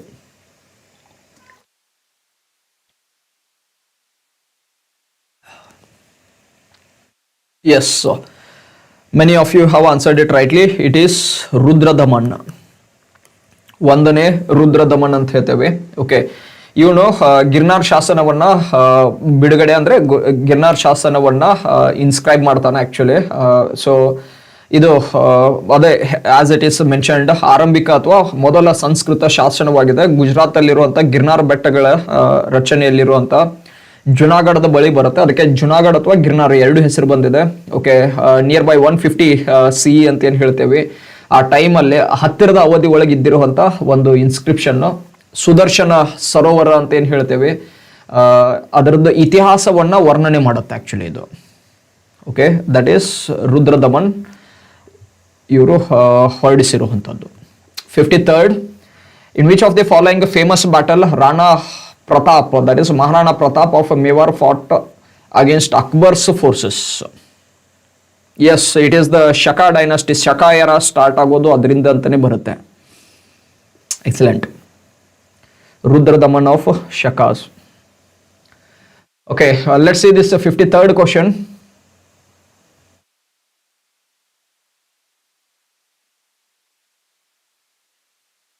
ಇನ್ which of the following famous battle, ಯಾವ ಕೆಳಗಿನ ಪ್ರಸಿದ್ಧ ಯುದ್ಧದಲ್ಲಿ ಮೇವಾರ್ನ ರಾಣಾ ಪ್ರತಾಪರು ಅಕ್ಬರ್ನ ಸೈನ್ಯದ ವಿರುದ್ಧ ಹೋರಾಡಿದರು? 1576, that's the time this battle took place. Yes, 1576. Yeah, that's what 1576. Specific ಆಗಿ June 18 ಅಂತೂ ಮೆನ್ಷನ್ ಮಾಡಿದ್ದಾರೆ. That is nothing but the battle of Haldighati. Okay, Aravalli ಬೆಟ್ಟಗಳಲ್ಲಿ ನಾವು ನೋಡಿವತ್ತಂದ್ರೆ ಕೆಲವು ಕಣಿವೆ ಮಾರ್ಗಗಳ ರಚನೆ ಬರುತ್ತೆ. ಆ ಕಣಿವೆ ಮಾರ್ಗಗಳಲ್ಲಿ ಒಂದಿರುವಂತಹ ಕಣಿವೆ ಮಾರ್ಗ, mountain passes of the Aravalli ಅಂತ ಹೇಳ್ತೀವಿ. That is the pass of Haldighati. Haldighati ಬಳಿ ಆ ಯುದ್ಧ ಆಗಿದ್ದು ಅದೇ ಹೆಸರು ಬಂದಿದೆ. That is the battle of the Haldighati. Okay, from the Akbar's forces side it was Raja Mansingh of the Amber fort. Okay, ಅಕ್ಬರ್ನ ಫೋರ್ಸಸ್ ಅನ್ನ ಲೀಡ್ ಮಾಡಿದ್ದು ಮಾನ್ಸಿಂಗ್ ಅವರು. All right, 54th question. Who among the following ruler adopted the title ಆದಿವರಾಹ? ಕೆಳಗಿನ ಆಡಳಿತಗಾರರಲ್ಲಿ ಯಾರು ಆದಿವರಾಹವನ್ನು ಎಂಬ ಬಿರುದನ್ನು ಅಳವಡಿಸಿಕೊಂಡರು ಅಂತಿದೆ.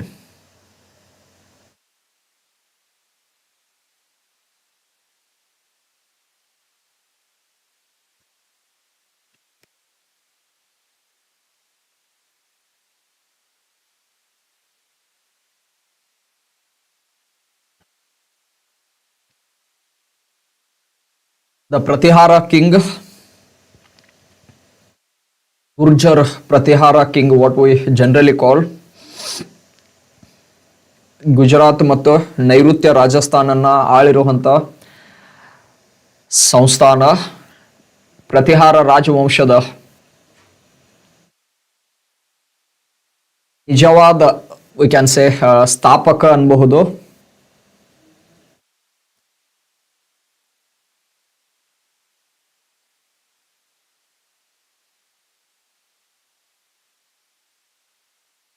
And the great administrator Mihira Bhoja is the answer for this question. I am giving the hint. Gurjara Pratihara ಅಂತ ನಾವು ನೋಡಿದಾಗ ಪ್ರತಿಹಾರ ಅಂದ್ರೆ ರಾಜಮನೆತನದ ಒಳಗಿರುವಂತಹ ಅತಿ ಪ್ರಮುಖ ದೊರೆ ಮಿಹಿರ ಬೋಷ. ಓಕೆ, ಸೊ ಇವರು ವಿಷ್ಣುವನ ಭಕ್ತ ಮತ್ತು ಆರಾಧಕರಾಗಿದ್ದರು. So he had that title, ಏನು ಅಂದ್ರೆ ಬಿರುದನ್ನ ತಗೊಂಡಿರೋದಂತಂದ್ರೆ ಆದಿವರಾಹ ಅಂತನೋ ಬಿರುದನ್ನ ತಗೊಂಡಿದ್ರು. Okay, 55th question.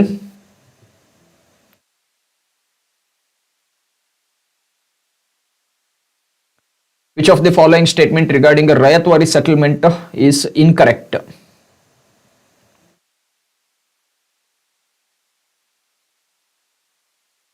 ರಯತ್ವಾರಿ ಪದ್ಧತಿ ಕುರಿತು ಕೆಳಗಿನ ಯಾವ ಹೇಳಿಕೆ ತಪ್ಪಾಗಿದೆ?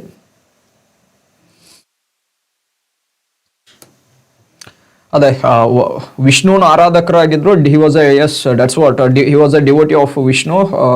ವರಾಹ ಅವತಾರ ವಿಷ್ಣುಂದು ಒಂದು ಅವತಾರದ ರಚನೆದ ಒಳಗೆ ಬರೋದು. ಸೊ ಅದೇ ಆದಿ ವರಾಹ ಅಂತ ಇಟ್ಕೊಂಡಿದ್ದು ಬಿರೋದು, ಲಿಂಕ್ ಮಾಡ್ಕೊಂಡ್ಬಿಡ್ಬೋದು. ರೈಟ್. ಸೊ 55th ಕ್ವಶನಿಗೆ ನೋಡಿ, ಎ ಅಂತ ಮೆನ್ಷನ್ ಮಾಡ್ತಿದ್ರ ಮಂಜುನಾಥ್. ಕಿಶೋರ್ ಕುಮಾರ್ ಅವರು ಎ ಅಂತ ಹಾಕಿದಿರ. ಮಂಜುನಾಥ್ ಉಜ್ಜಯಿನ್ ಎ. ಹರ್ಷಿತಾ ಎ. ಭಾಗ್ಯ ಅವರು A. So anyway all of you have answered it as A. The correct answer is also A. Okay. The revenue statement incorrect ಯಾವುದಿದೆ ಅಂತಿದೆ. ರಯತ್ವಾರಿ ಪದ್ಧತಿಗೆ ಸಂಬಂಧಪಟ್ಟಂತೆ ಯಾವ ಹೇಳಿಕೆ ತಪ್ಪಾಗಿದೆ ಅಂತಿದೆ. ಸೊ ರಯತ್ವಾರಿ ಸಿಸ್ಟಮ್ ಒಳಗೆ ನಾವು ನೋಡ್ಬೋತಾ ಮೇನ್ ಇಂಪಾರ್ಟೆಂಟ್ ಆಸ್ಪೆಕ್ಟ್ ಅಂತಂದ್ರೆ ರೆವಿನ್ಯೂ ವಾಸಂಟ್ ಫಿಕ್ಸ್ಡ್.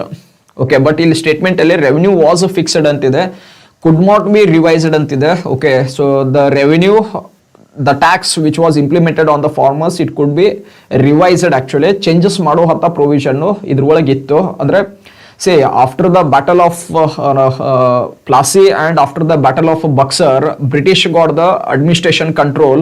Okay, ಅದೇ ಆಮೇಲೆ ದಿವಾನಿ ರೈಟ್ಸ್ ಅಂತ ಅನ್ನೋದು ಸ್ಪಷ್ಟವಾಗಿ ಹೇಳ್ಬಿಡುತ್ತೆ. ರೆವಿನ್ಯೂ ಕಲೆಕ್ಷನ್ ರೈಟ್ಸ್ ಬ್ರಿಟಿಷ್ ಕಡೆ ಬಂತು. ಓಕೆ, ನಿಜಾಮತ್ ಅಥವಾ ಅಡ್ಮಿನಿಸ್ಟ್ರೇಷನ್ ಅಂತ ಏನ್ ಹೇಳ್ತೀವಿ, ಅಥವಾ ಲೈಕ್ ಈಗ ಜಸ್ಟ್ ಆಡಳಿತ ಅನ್ನೋದು ಓವರ್ವ್ಯೂ ಅಂತ ಅನ್ನೋದು ಮುಘಲ್ ಕಿಂಗ್ಗೆ ಅಂತಂದು ಬಿಟ್ಕೊಟ್ರು. ಬಟ್ ಮೇನ್ ಇತ್ತು ಏನು, ರೆವಿನ್ಯೂ ಆದಾಯ ಏನಿತ್ತು ಇದನ್ನು ಬ್ರಿಟಿಷರು ತಮ್ಮ ಕಡೆ ಇಟ್ಕೊಂಡ್ರು. So the finance related thing, tax collection ಅದು ಎಲ್ಲಾನು ಬ್ರಿಟಿಷರು ತಮ್ಮ ಕಡೆ ಇಟ್ಕೊಂಡ್ರು. ಓಕೆ, ಬಟ್ ಇದು ಡಿಫಿಕಲ್ಟ್ ಏನಾಯ್ತು ಅವ್ರಿಗೆ. ಓಕೆ, ಟ್ಯಾಕ್ಸ್ ಅನ್ನ ಕಲೆಕ್ಟ್ ಯಾವ ರೀತಿ ಮಾಡ್ಕೊಳ್ಳೋದತ್ತ ಅನ್ನೋದು ಡಿಫಿಕಲ್ಟ್ ಬಂದಾಗ ಫಸ್ಟ್ ಬೆಂಗಾಲ್ ಪ್ರೊವಿನ್ಸ್ ಒಳಗೆ ಜಮೀನ್ದಾರಿ ಸಿಸ್ಟಮ್ ಅಂತ ಇಟ್ಕೊಂಡ್ರು. ಓಕೆ, ಬಟ್ ಜಮೀನ್ದಾರಿ ಸಿಸ್ಟಮ್ ಒಳಗೆ ಟ್ಯಾಕ್ಸೇಷನ್ ಪ್ರಪೋರ್ಷನ್ ಬಿಡ್ ಮಾಡೋದು ಏನಿರ್ತಿತ್ತು ಅದರದ್ದು ಬೇಸಿಸ್ ಮೇಲೆ ಫಿಕ್ಸ್ ಆಗಿಬಿಡ್ತಿತ್ತು. Okay, but later on, okay, in the Madras presidency and the Bombay presidency, since they did not find it comfortable with the zamindari system because of its loophole. Okay, they implemented the other, that is Thomas Munro and the Alexander Reed. These are the two main persons who are associated with this. Okay, and they implemented ryotwari system. Okay, so ಇದ್ರೊಳಗೆ farmers ಏನಿತ್ತು ದೇವರ್ recognised, ರೈತರು ಅಂತ ಏನ್ ಹೇಳ್ತೇವೆ ಇವರು land owner ಅಂತ recognise ಆಯ್ತು. So these farmers would pay the tax directly to the British officers. But zamindari system ಒಳಗೆ land the ownership rights zamindar ಕಡೆ ಹೋಯ್ತು. So farmers were not given the land right. Okay, they were made as the tenant. So ಅದಕ್ಕೆ ಜಮೀನ್ದಾರಿಗೆ ಹೆಚ್ಚಿನ ಅಧಿಕಾರ ಬರುವಂತ ರಚನೆ ಒಳಗೆ ಬಂತು. Ryotwari system was very good. Okay, because the farmers were recognise as the land owner and they use to pay the tax to the British. But ಎಲ್ಲಿವರೆಗೂ Thomas Munro ಇದ್ರು, okay, the activity tax was kept much lesser. Okay, but after the Thomas Munro, Ryotwari system actually made like it become as if like a disaster ಅನ್ನೋ ರೀತಿ ಒಳಗೆ tax continues ಆಗಿ ಇರ್ಕೋತೇನೆ ಹೋಯ್ತು. One such time we can say that the tax was increased even to the 55% ಅಂತ ಹೇಳ್ತೇವೆ. So zamindari system, Ryotwari system, Mahalwari system, ಮೂರನೇದು actually North West Frontier Province ಒಳಗೆ ಅದು ಏನಿತ್ತು ಅಲ್ಲೇ ಮಹಲ್ವಾರಿ ಸಿಸ್ಟಮ್ ಅನ್ನ ಇಂಪ್ಲಿಮೆಂಟ್ ಮಾಡಿದ್ರು ಬ್ರಿಟಿಷರು. ಓಕೆ, ಬಟ್ ಮೂರದ್ರ ಒಳಗೂ ಒಂದು ಮೂಮೆಂಟ್ ಒಳಗೆ ಅತಿ ಹೆಚ್ಚು ಟ್ಯಾಕ್ಸ್ ಅನ್ನ ಕಲೆಕ್ಟ್ ಮಾಡ್ಕೊಂಡಿದ್ದು ಇದು ರಯತ್ವಾರಿ ಸಿಸ್ಟಮ್ ಅಲ್ಲೇನೆ ಬಂತು. ಒಂದು ಗುಡ್ ಥಿಂಗ್ ಇತ್ತು, ಬಟ್ ಅನ್ಫಾರ್ಚುನೇಟ್ಲಿ ಇದು ಫಾರ್ಮರ್ಸ್ ಅನ್ನ ಬ್ಲಡ್ ಅನ್ನ ಸಕ್ ಮಾಡುವಂತ ಒಂದು ಯೋಜನೆ ಆಗಿತ್ತು ಬ್ರಿಟಿಷರಿಗೆ ಅಲ್ಟಿಮೇಟ್ಲಿ. ಓಕೆ, ಮನ್ರೋ ಇರೋವರೆಗೂ ಇಟ್ ವರ್ಕ್ಡ್ ವೆರಿ ವೆಲ್ ಅಂತ ಹೇಳ್ಬೋದು. ಬಟ್ ಅದಾದ್ಮೇಲೆ ಟ್ಯಾಕ್ಸ್ ಇನ್ಕ್ರೀಸ್ ಆಕೋತೇನೆ ಹೋಯ್ತು. Even this become very much burden for the farmers of the India. Yes.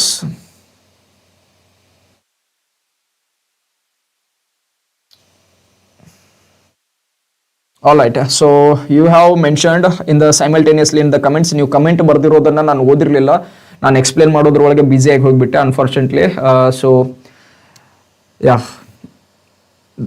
ಯಾವುದು ಗವರ್ನರ್ ಜನರಲ್ ಅದು ಇಂಪ್ಲಿಮೆಂಟ್ ಮಾಡಿದ್ರೆ ಅದನ್ನು ಮೆನ್ಷನ್ ಮಾಡಿದ್ರ. So go through the things. 56 question. Which of the following inscription is or are correctly matched with their description. ಕೆಳಗಿನ ಯಾವ ಶಾಸನಗಳು ಅವುಗಳ ವಿವರಣೆಯೊಂದಿಗೆ ಸರಿಯಾಗಿ ಹೊಂದಾಣಿಕೆಯಾಗುತ್ತವೆ ಅಂತಿದೆ. ತಾಳೆಗುಂದದ ಶಾಸನ ಕರ್ನಾಟಕದಲ್ಲಿ ದೊರೆತ ಮೊದಲ ಸಂಸ್ಕೃತ ಶಾಸನ ಅಂತ ಹೇಳ್ತಿದೆ. ಹಲ್ಮಿಡಿ ಶಾಸನ ಓಕೆ ತ್ರಿಪದಿನಲ್ಲಿರುವ ಕನ್ನಡದ ಮೊದಲ ಕವಿತೆ. ಕಪ್ಪೆ ಅರಬಟ್ಟ ಕನ್ನಡದಲ್ಲಿ ಲಭ್ಯವಿರುವ ಮೊದಲ ಶಾಸನ ಅಂತಿದೆ. ಓಕೆ ಮಂಜುನಾಥ್ ಅವರು ಎ ಅಂತ ಮೆನ್ಷನ್ ಮಾಡಿದ್ರ. Harshita A. Okay only one is correctly matched. Thunderbolt ನಾನು ಓದ್ತಿದ್ದೀನಿ ಸರ್. ಓಕೆ ಓದ್ರಿ. ಅಮೂಲ್ಯ ಬಿ ಟಿ ಎ ಅಂತ ಮೆನ್ಷನ್ ಮಾಡಿದ್ರ. Okay Kappe Arabhatta Tripadi. Okay fine. So it is correct. Actually Halmidi ಶಾಸನ ಏನಿದೆ ಕನ್ನಡದಲ್ಲಿ ಲಭ್ಯ ಇರುವಂತ ಮೊದಲ ಶಾಸನ ಆಗುತ್ತೆ. ಕಪ್ಪೆ ಅರಬಟ್ಟ ತ್ರಿಪದಿಯಲ್ಲಿರುವಂತ ಕನ್ನಡದ ಮೊದಲ ಕವಿತೆ ಆಗುತ್ತೆ. ಸೊ ಇವೆರಡು ಏನಾಗಿದೆ ಆಕ್ಚುಲಿ ಇಂಟರ್ಚೇಂಜ್ ಆಗಿ ಮೆನ್ಷನ್ ಆಗಿದೆ. ಸೊ 2 ಮತ್ತೆ 3 ಆಕ್ಚುಲಿ ಏನಾಗುತ್ತೆ ಬರಲ್ಲ. ಸೊ ಉಳಿದಿದ್ದು ಏನಿದೆ ತಾಳೆಗುಂದ ಶಾಸನ ಅಂತ ಏನ್ ಹೇಳುತ್ತೆ ಕನ್ನಡದಲ್ಲಿ ದೊರೆತ ಮೊದಲ ಸಂಸ್ಕೃತ ಶಾಸನ. So A is the correct answer. Yes second and third are interchanged. So simple ಆಗಿದ್ರೆ ಕ್ವಶನ್ 57th ಹೋಗೋಣ. In the context of the modern history of India the Shore committee was related to. ಭಾರತದ ಆಧುನಿಕ ಇತಿಹಾಸದ ಸಂದರ್ಭದಲ್ಲಿ okay ಆ sure committee ಅಂತ ಅನ್ನೋದನ್ನ ಕನ್ನಡದಲ್ಲಿ ಟ್ರಾನ್ಸ್ಲೇಟ್ ಮಾಡಿದಾಗ ತೀರ ಸಮಿತಿ ಅಂತಿದೆ. ತೀರ ಅಂತ ಅನ್ನೋ ವರ್ಡ್ ಏನಿದೆ ಇಲ್ಲಿ ಇದರ ಮೀನಿಂಗು ಶೋರ್ ಅಥವಾ ಕೋಸ್ಟ್ ಲೈನ್ ಅಂತ ಏನೈತಿವಲ್ಲ ಅದು ಶೋರ್ ಅಥವಾ ಕೋಸ್ಟ್. ಓಕೆ ಇದು ಕಮಿಟಿ ಯಾವುದಕ್ಕೆ ಸಂಬಂಧಪಟ್ಟಿದೆ ಅಂತಿದೆ. Coordinate and armed invasion on British India. ಬ್ರಿಟಿಷರ ಮೇಲೆ ಸಶಸ್ತ್ರ ಆಕ್ರಮಣವನ್ನ ಮಾಡುವುದಾಗಿತ್ತು. Fight for the rights of the passenger of the Komagata Maru ship. ಕೋಮಘಟ್ಟ ಮರು ಹಡಗಿನ ಪ್ರಯಾಣಿಕರ ಹಕ್ಕುಗಳಿಗಾಗಿ ಹೋರಾಡುವಂತ ಒಂದು ಕಮಿಟಿ ಆಗಿತ್ತು. Mediation between the Ahmedabad mill workers and the mill owners. Ahmedabad mill the ಗಿರಣಿ ಕಾರ್ಮಿಕರು ಮತ್ತು ಗಿರಣಿ ಮಾಲೀಕರ ನಡುವಿರುವಂತಹ ಮಧ್ಯಸ್ಥಿಕೆ. That is Ahmedabad mill workers strike ಅಂತ ಹೇಳ್ತೇವೆ ನಾವು actually. Okay, but that was made by the Gandhi. So C cannot be the answer. Okay, accession of import duty to be imposed on the goods imported via sea. ಸಮುದ್ರದ ಮೂಲಕ ಆಮದು ಮಾಡಿಕೊಳ್ಳುವಂತ ಸರಕುಗಳ ಮೇಲೆ ವಿಧಿಸಬಹುದಾದ ಆಮದು ಸುಂಕ ಅಂತಿತ್ತು. ಬಿ ಗೆಸ್ ಮಾಡ್ತಿದ್ರ ಸಂಗೀತ ಅವರೇ. Okay no problem. So you are guessing it as B. Okay Harshita you have guessed again as B. Manjunath B ಅಂತ ಹಾಕಿದ್ರ. Okay, so yes, it is related to the Komagatta Maru incident. World War I was going on. Okay, so World War I ಆಗೋ ಅಂತ time ಅಲ್ಲೇ ನಾವು ನೋಡಿದಾಗ okay ಈ Komagata ಮರು ಹಡಗು ಏನಿತ್ತು ಓಕೆ ಕೆನಡಾಗೆ ಹೋಗ್ಬೇಕಿತ್ತು. ಕೆನಡಾಗಲ್ಲಿ ಹೋದಾಗ okay due to the what we can say rebellious activities ಅಥವಾ ಕ್ರಾಂತಿಕಾರಿಗಳ ಚಟುವಟಿಕೆಗಳ ತನ್ನೋದ್ರಿಂದ British were much cautious in the Canada because even the Canada was colony of the British. Okay so ಈ ಕೋಮಘಟ್ಟ ಮರು ಹಡಗನ್ನ ಓಕೆ ಈ ಬಂದರಲ್ಲೇ ನಿಲ್ಸಕ್ಕೆ ಕೊಡ್ಲಿಲ್ಲ. ಆಕ್ಚುಲಿ ಅಂದ್ರೆ ಅದ್ರ ಒಳಗಿರುವಂತ ಜನರನ್ನ ಓಕೆ ಕೆನಡಾದಲ್ಲಿ ಇಳಿಯೋದಕ್ಕೆ ಕೊಡ್ಲಿಲ್ಲ. Okay so after long negotiation ಅಂದ್ರೆ ಆ ಟೈಮ್ ಅಲ್ಲೇ ನಾವು ನೋಡಿದ್ವತ್ತಂದ್ರೆ 1914 ಓಕೆ ಸ್ಪೆಸಿಫಿಕ್ ಆಗಿ May 23 ಅಂತಿದೆ. ಓಕೆ ಈ ಜಪಾನದ ಕೋಮಘಟ್ಟ ಮರು ಹಡಗು ಏನಿತ್ತು ಓಕೆ ಹಾಂಗ್ಕಾಂಗ್ದಿಂದ ಓಕೆ ಭಾರತದಿಂದ ಸುಮಾರು 370ಕ್ಕಿಂತ ಹೆಚ್ಚು ಪ್ರಯಾಣಿಕರನ್ನ ಹೊತ್ತೊಯ್ದು ಓಕೆ ಎಲ್ಲರೂ most of them were 6 Punjab province ದಿಂದ ಬಂದವರಿದ್ರು. ಓಕೆ ಕೆನಡಾದ ವ್ಯಾಂಕೋವರ್ಗೆ ಹೋಗಿತ್ತಿದ್ದು ಹಡಗು ಆಕ್ಚುಲಿ. ಓಕೆ ಇದನ್ನ ಡಾಕ್ ಮಾಡಕ್ಕೆ ಅಂತ ಏನ್ ಹೇಳ್ತೀವಿ ಡಾಕಿಂಗ್ ಮಾಡಲು ನಿರಾಕರಿಸ್ತಾರೆ ಕೆನಡಿಯನ್ ಆಫಿಷಿಯಲ್ಸ್. ಓಕೆ ಸೊ ಪ್ರಯಾಣಿಕರ ಹಕ್ಕುಗಳ ಸಲುವಾಗಿ ಹುಸೇನ್ ರಹೀಂ ಮತ್ತು ಸೋಹನ್ ಲಾಲ್ ಪಾಠಕ್ ಬಲ್ವಂತ್ ಸಿಂಗ್ ನೇತೃತ್ವದ ಒಳಗೆ ಶೋರ್ ಕಮಿಟಿ ಅಂತ ಸ್ಥಾಪನೆ ಮಾಡ್ತಾರೆ. ಓಕೆ ಹಣವನ್ನ ಸಂಗ್ರಹಣೆ ಮಾಡಿ ಓಕೆ ಸೊ ಅಲ್ಲಿರುವಂತ ಜನರಿಗೆ ಅಂದ್ರೆ ಒಳಗಿರುವಂತ 370ಕ್ಕಿಂತ ಹೆಚ್ಚಿರುವಂತ ಪ್ಯಾಸೆಂಜರ್ಸ್ಗಳಿಗೆ ಓಕೆ ಹಣ ಸಂಗ್ರಹಣೆ ಮಾಡಿ ಪ್ರತಿಭಟನಾ ಸಭಾ ಅದು ಏನಿದೆ ಇದನ್ನ ಆಯೋಜನೆ ಮಾಡುವಂತ ರಚನೆ ಒಳಗೆ ಬಂದಿತ್ತು. So that is actually called what we call it as sure committee. Okay but 2 ತಿಂಗಳಾದ ಮೇಲೂ ಕೆನಡಾದ ಒಳಗೆ ಅದಕ್ಕೆ ಅಂದ್ರೆ ಅಲ್ಲಿ ಹಡಗಲ್ಲಿರುವಂತ ಜನರಿಗೆ ಇಳಿಯೋದಕ್ಕೆ ಪರ್ಮಿಷನ್ ಕೊಡೋದೇ ಇಲ್ಲ. ಫೈನಲಿ ಮತ್ತೆ ಕೋಮಘಟ್ಟ ಮರು ಕಲ್ಕತ್ತಾಗೆ ಬರಬೇಕಾಗತ್ತೆ ಸೆಪ್ಟೆಂಬರ್ ಮಂತಲ್ಲಿ, ಮತ್ತೆ ಕೋಲ್ಕತ್ತಾದಲ್ಲಿ ಬರುತ್ತೆ. And while getting down from those ship, there was again the clash occurred between the British and the members of the passengers. Again the bloodshed activities happened. That's what the very famous Komagatta Maru incident. Yes, first world war was from 1914 to 1918. ಒಂದ್ಸತಿ ನಾನು ನೋಡ್ಬೇಕಾದ್ರೆ previous year UPSC ಅಲ್ಲಿ question ಕೇಳಿದ್ದು, direct ಆಗಿ question ಕೇಳಿದ್ರು easy ಅನ್ಬೋದು. The ಕೋಮಘಟ್ಟ ಏನಿದೆ ಮರು ಅಂತ ಅನ್ನೋದು ಹಿಸ್ಟ್ರಿ ಒಳಗೆ ಬರುವಂತ ಈ ಒಂದು ಪದ ಇದು ಯಾವುದಕ್ಕೆ ಸಂಬಂಧಪಟ್ಟಿದೆ ಅಂತ ಕೇಳಿದ್ರು. In the 4 options they had given it as it is one of the ship, ಹಡಗು ಅಂತ ಹೇಳಿ ಈ ರೀತಿ ಕೇಳಿದ್ರು ಲಾಂಗ್ ಬ್ಯಾಕ್. ಅಷ್ಟು ಈಸಿ ಕ್ವಶನ್ ಪಾಸಿಬ್ಲಿ ಈಗ UPSC ಕೇಳುತ್ತಂತ ಅನ್ಸಲ್ಲ, ಬಟ್ ಸ್ಟಿಲ್ ಈ ರೀತಿ ಒಂದು ಕ್ವಶನ್ ಫ್ರೇಮ್ ಆಗಿತ್ತು. Anyway, so a majority of you have answered it correctly, so the B is the answer for this question. Okay, in which year Albert Bill was introduced? ಯಾವ ವರ್ಷದಲ್ಲಿ Albert ಮಸೂದೆಯನ್ನು ಪರಿಚಯಿಸಲಾಯಿತು ಅಂತಿತ್ತು. 1981, 1983, 1985, 1986.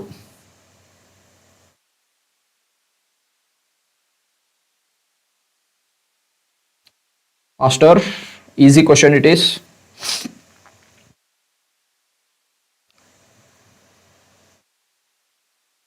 Those who are online. Albert Bill was introduced in which of the following year? How come no one is mentioning? No comments. Okay, so either the time lag would be there. Manjunath A anta guess madidra 1881. Okay,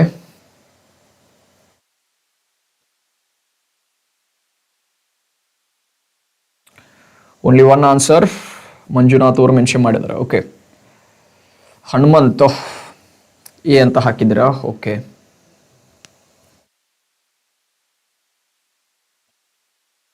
this is all the activity which happened in the Lord Ripon, Governor General cum Viceroy. In his council, the law member was Albert. Okay, so law member in introduce ಮಾಡಿದ್ರು bill Albert bill ಅಂತ ಹೇಳ್ತೀವಿ. That is regarding the trial of the jury ಅಂತ ಹೇಳ್ತೀವಿ. ಅಂದ್ರೆ judgement ಕೊಡ್ಬೇಕಾದ್ರೆ ಜಡ್ಜಸ್ಗಳದ bench ಅಂತ ಏನ್ ಹೇಳುತ್ತಲ್ಲ, that is called as the jury. Okay, jury ಒಳಗೆ ನಾವು ನೋಡಿದ್ವಿ ಅಂತಂದ್ರೆ ಈ ಬಿಲ್ ಏನಿತ್ತು ಆಕ್ಚುಲಿ ಈಕ್ವಾಲಿಟಿ ಅನ್ನೋದನ್ನ ಕನ್ಸಿಡರ್ ಮಾಡೋ ಸಲುವಾಗಿ. ಓಕೆ, ಈಗ ಸೇ 5 ಮೆಂಬರ್ಸ್ ಒಂದು ಜ್ಯೂರಿ ಇದೆ ಅಂತಂದ್ರೆ ಆಲ್ಬರ್ಟ್ ಬಿಲ್ ಪ್ರೊವಿಷನ್ ಏನಿತ್ತಂದ್ರೆ even the Indian judges can be the member of this ಜ್ಯೂರಿದ ಪಾರ್ಟ್ ಆಗಿ ಬರಬಹುದಿತ್ತು. ಅಂತಂದ್ರೆ ಇಂಡಿಯನ್ ಜಡ್ಜ್ ಅಂತಂದ್ರೆ ಇದು ಡಿಸ್ಕ್ರಿಮಿನೇಷನ್ ಅಂತ ಹೆಂಗಿತ್ತು, ಬ್ಲ್ಯಾಕ್ ಮತ್ತೆ ವೈಟ್ ಅಂತ ಏನ್ ಹೇಳ್ತೀವಿ, ಭಾರತೀಯರ ಅಂತಂದ್ರೆ ಕೀಳಾಗಿ ನೋಡ್ತಾ ಇದ್ರು ಬ್ಲ್ಯಾಕ್ ಪೀಪಲ್ ಅಂತ ಅನ್ನೋ ರೀತಿ ಒಳಗೆ, ಬ್ರಿಟಿಷ್ ವೈಟ್ ಪೀಪಲ್ ಅಂತ ಅನ್ನೋ ರೀತಿ ಒಳಗೆ, ಈ ರೀತಿ ಅನ್ನೋ ಒಂದು ತಾರತಮ್ಯದ ಒಳಗೆ. ಓಕೆ, ಬ್ರಿಟಿಷ್ ಕ್ರಿಮಿನಲ್ಲೇ ಇದ್ದಿರಬಹುದು, it could be a white criminal, but ಅವ್ರ ಲೆಕ್ಕಾಚಾರ ಯಾವ ರೀತಿ ಅನ್ನೋದ್ರ ಒಳಗಿತ್ತಂದ್ರೆ white criminal cannot be judged by the black judge ಅನ್ನೋ ರೀತಿ ಒಳಗಿತ್ತು. ಸೊ ಈ ಬಿಲ್ ಅನ್ನ ಇಂಟ್ರೊಡ್ಯೂಸ್ ಮಾಡಿದಾಗ ಆಕ್ಚುಲಿ 1883 ಒಳಗೆ ಈ ಬಿಲ್ ಅನ್ನ ಇಂಟ್ರೊಡ್ಯೂಸ್ ಮಾಡ್ತಾರೆ. The answer is actually 1883. Okay, but Albert bill against England ಒಳಗೆ ಹೆವಿ ಅಪೋಸಿಷನ್ ಆಗಿ ಬಂದ್ಬಿಡುತ್ತೆ. ಓಕೆ, ಬ್ರಿಟಿಷ್ ಪಾರ್ಲಿಮೆಂಟ್ ಇನ್ವಾಲ್ವ್ ಆಗುತ್ತೆ. ಓಕೆ, ಸೊ ಪಾರ್ಲಿಮೆಂಟ್ ಒಳಗೆ ಅಲ್ಟಿಮೇಟ್ಲಿ ಇಂಗ್ಲೆಂಡ್ ಒಳಗೆ ಸದನದ ಒಳಗೆ ಇದ್ರ ರಿಲೇಟೆಡ್ ಡಿಸ್ಕಸ್ ಆಗುತ್ತೆ. ಇಂಡಿಯಾದ ಒಳಗೆ ಇಂಟ್ರೊಡ್ಯೂಸ್ ಮಾಡಿರುವಂತದ್ದು ಒಂದು bill governor general cum viceroy ಅವರು, ಬಟ್ ಇಂಗ್ಲೆಂಡ್ ದ ಪಾರ್ಲಿಮೆಂಟ್ ಅದ್ರ ಒಳಗೆ ಇಂಟರ್ವ್ಯೂನ್ ಆಗ್ಬೇಕಾಗತ್ತೆ. ಅಷ್ಟು ಸಿವಿಯರ್ ಇಶ್ಯೂ ಜನರೇಟ್ ಆಗಿಬಿಡುತ್ತೆ. ಓಕೆ, ಇಂಡಿಯಾದ ಒಳಗೆ ಪ್ರಾಬ್ಲಮ್ ಬರ್ಬೋದು ಅಂತ ಎಕ್ಸ್ಪೆಕ್ಟ್ ಮಾಡಿದ್ರು ಲಾರ್ಡ್ ರಿಪನ್, ಬಟ್ ಪಾರ್ಲಿಮೆಂಟ್ ಈ British government involved altogether with this activity. So modify ಮಾಡಿ ಇಲ್ಬರ್ಟ್ ಬಿಲ್ ಅನ್ನ ಇಂಟ್ರೊಡ್ಯೂಸ್ ಮಾಡ್ತಾರೆ. ದಟ್ ಈಸ್ 1883 ಒಳಗೆ. ಜ್ಯೂರಿ ಕನ್ಸಿಡರೇಷನ್ ಒಳಗೆ ಮಾಡಿಫೈ ಏನು ಮಾಡಿದ್ರು, ಅಟ್ ಎನಿ ಕಾಸ್ಟ್ ವೈಟ್ ಜಡ್ಜಸ್ಗಳೇ ಡಾಮಿನೇಟ್ ಆಗಿರ್ಬೇಕಂತ ಬಂತು. ಡಾಮಿನೇಟ್ ಅಂತಂದ್ರೆ ನಂಬರ್ದ ಒಳಗೆ ಈಗ 5 ಮೆಂಬರ್ದ ಜ್ಯೂರಿ ನಾವು ಕನ್ಸಿಡರ್ ಮಾಡೋರು ಇದ್ವತ್ತಂದ್ರೆ 3 ಮ್ಯಾಂಡೇಟರಿ ವೈಟ್ ಜಡ್ಜ್ ಬರಬೇಕು, ಮ್ಯಾಕ್ಸಿಮಮ್ 2 ಅಷ್ಟೇ ಇಂಡಿಯನ್ ಜಡ್ಜ್ ಬರಬೇಕು. ಈಗಿನ ಕೇಸ್ 7 ಮೆಂಬರ್ಸ್ ಜ್ಯೂರಿ ಇದೆ ಅಂತಂದ್ರೆ ಏನ್ ಹೇಳುತ್ತೆ ಈ ಪ್ಯಾಟರ್ನ್, 4 ವೈಟ್ಗಳು ಬರಬೇಕು, 3 ಮಾತ್ರ ಬ್ಲ್ಯಾಕ್ ದಟ್ ಈಸ್ ಇಂಡಿಯನ್ಸ್ ಬರ್ಬೇಕನ್ನೋ ಈ ರೀತಿ ಒಳಗೆ ಹೋಗುತ್ತೆ. ಮಾಡಿಫೈ ಆಗಿ ಆ ಬಿಲ್ ಇಂಟ್ರೊಡ್ಯೂಸ್ ಆಗುತ್ತೆ. Okay, that's what is Albert Bill related incident. It was in 1883. 1884 ಒಳಗೆ ಜಾರಿಗೆನೂ ಬಂತಿದ್ದು ಮುಂದೆ. 59th question. The Montagu-Chelmsford proposal were related to. ಮಾಂಟೆಗು-ಚೆಮ್ಸ್ಫೋರ್ಡ್ ಪ್ರಸ್ತಾವನೆ ಯಾವುದಕ್ಕೆ ಸಂಬಂಧಪಟ್ಟಿದೆ ಅಂತಿದೆ? ಸಾಮಾಜಿಕ ಸುಧಾರಣೆ, ಶೈಕ್ಷಣಿಕ ಸುಧಾರಣೆ, ಸಂವಿಧಾನಿಕ ಸುಧಾರಣೆ ಮತ್ತು ಮೇಲಿನ ಯಾವುದೂ ಅಲ್ಲ. 1919ರಲ್ಲಿ ಬಂದಿರುವಂತ ಸುಧಾರಣೆ ಮಾಂಟೆಗು-ಚೆಮ್ಸ್ಫೋರ್ಡ್ reform.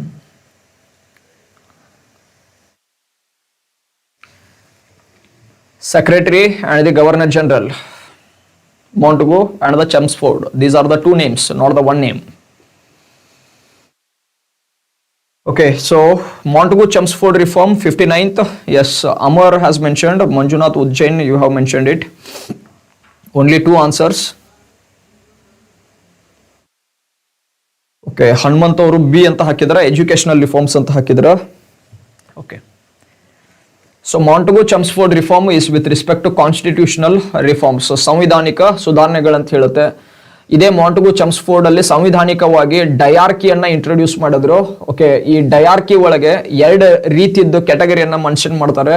That is reserved list ಮತ್ತೆ ಟ್ರಾನ್ಸ್ಫರ್ಡ್ ಲಿಸ್ಟ್ ಅಂತ ಹೇಳಿ. Reserved list var maintained by the British. ಅಂದ್ರೆ ಈಗ ಹೆಂಗ್ ಪೋರ್ಟ್ಫೋಲಿಯೋ ಅಂತ ಏನ್ ಹೇಳ್ತೀವಲ್ಲ, ಈಗ ನಾವು ಈಗ ಸದ್ಯಕ್ಕೆ ಮಿನಿಸ್ಟರ್ಸ್ ಅಂತ ಏನ್ ಹೇಳ್ತೀವಿ, ಪ್ರತಿ ಒಂದು ವಿಭಾಗಕ್ಕೆ ಒಂದು ಮಿನಿಸ್ಟರ್ ಅಂತ ಏನ್ ಹೇಳ್ತೀವಲ್ಲ, ಆ ರೀತಿ ಮಿನಿಸ್ಟರ್ಸ್ ಗಳನ್ನ ಎರಡು ಸೆಕ್ಷನ್ ಆಗಿ ಡಿವೈಡ್ ಮಾಡ್ತೀವತ್ತಂದ್ರು ರಿಸರ್ವ್ಡ್ ಮತ್ತೆ transferred.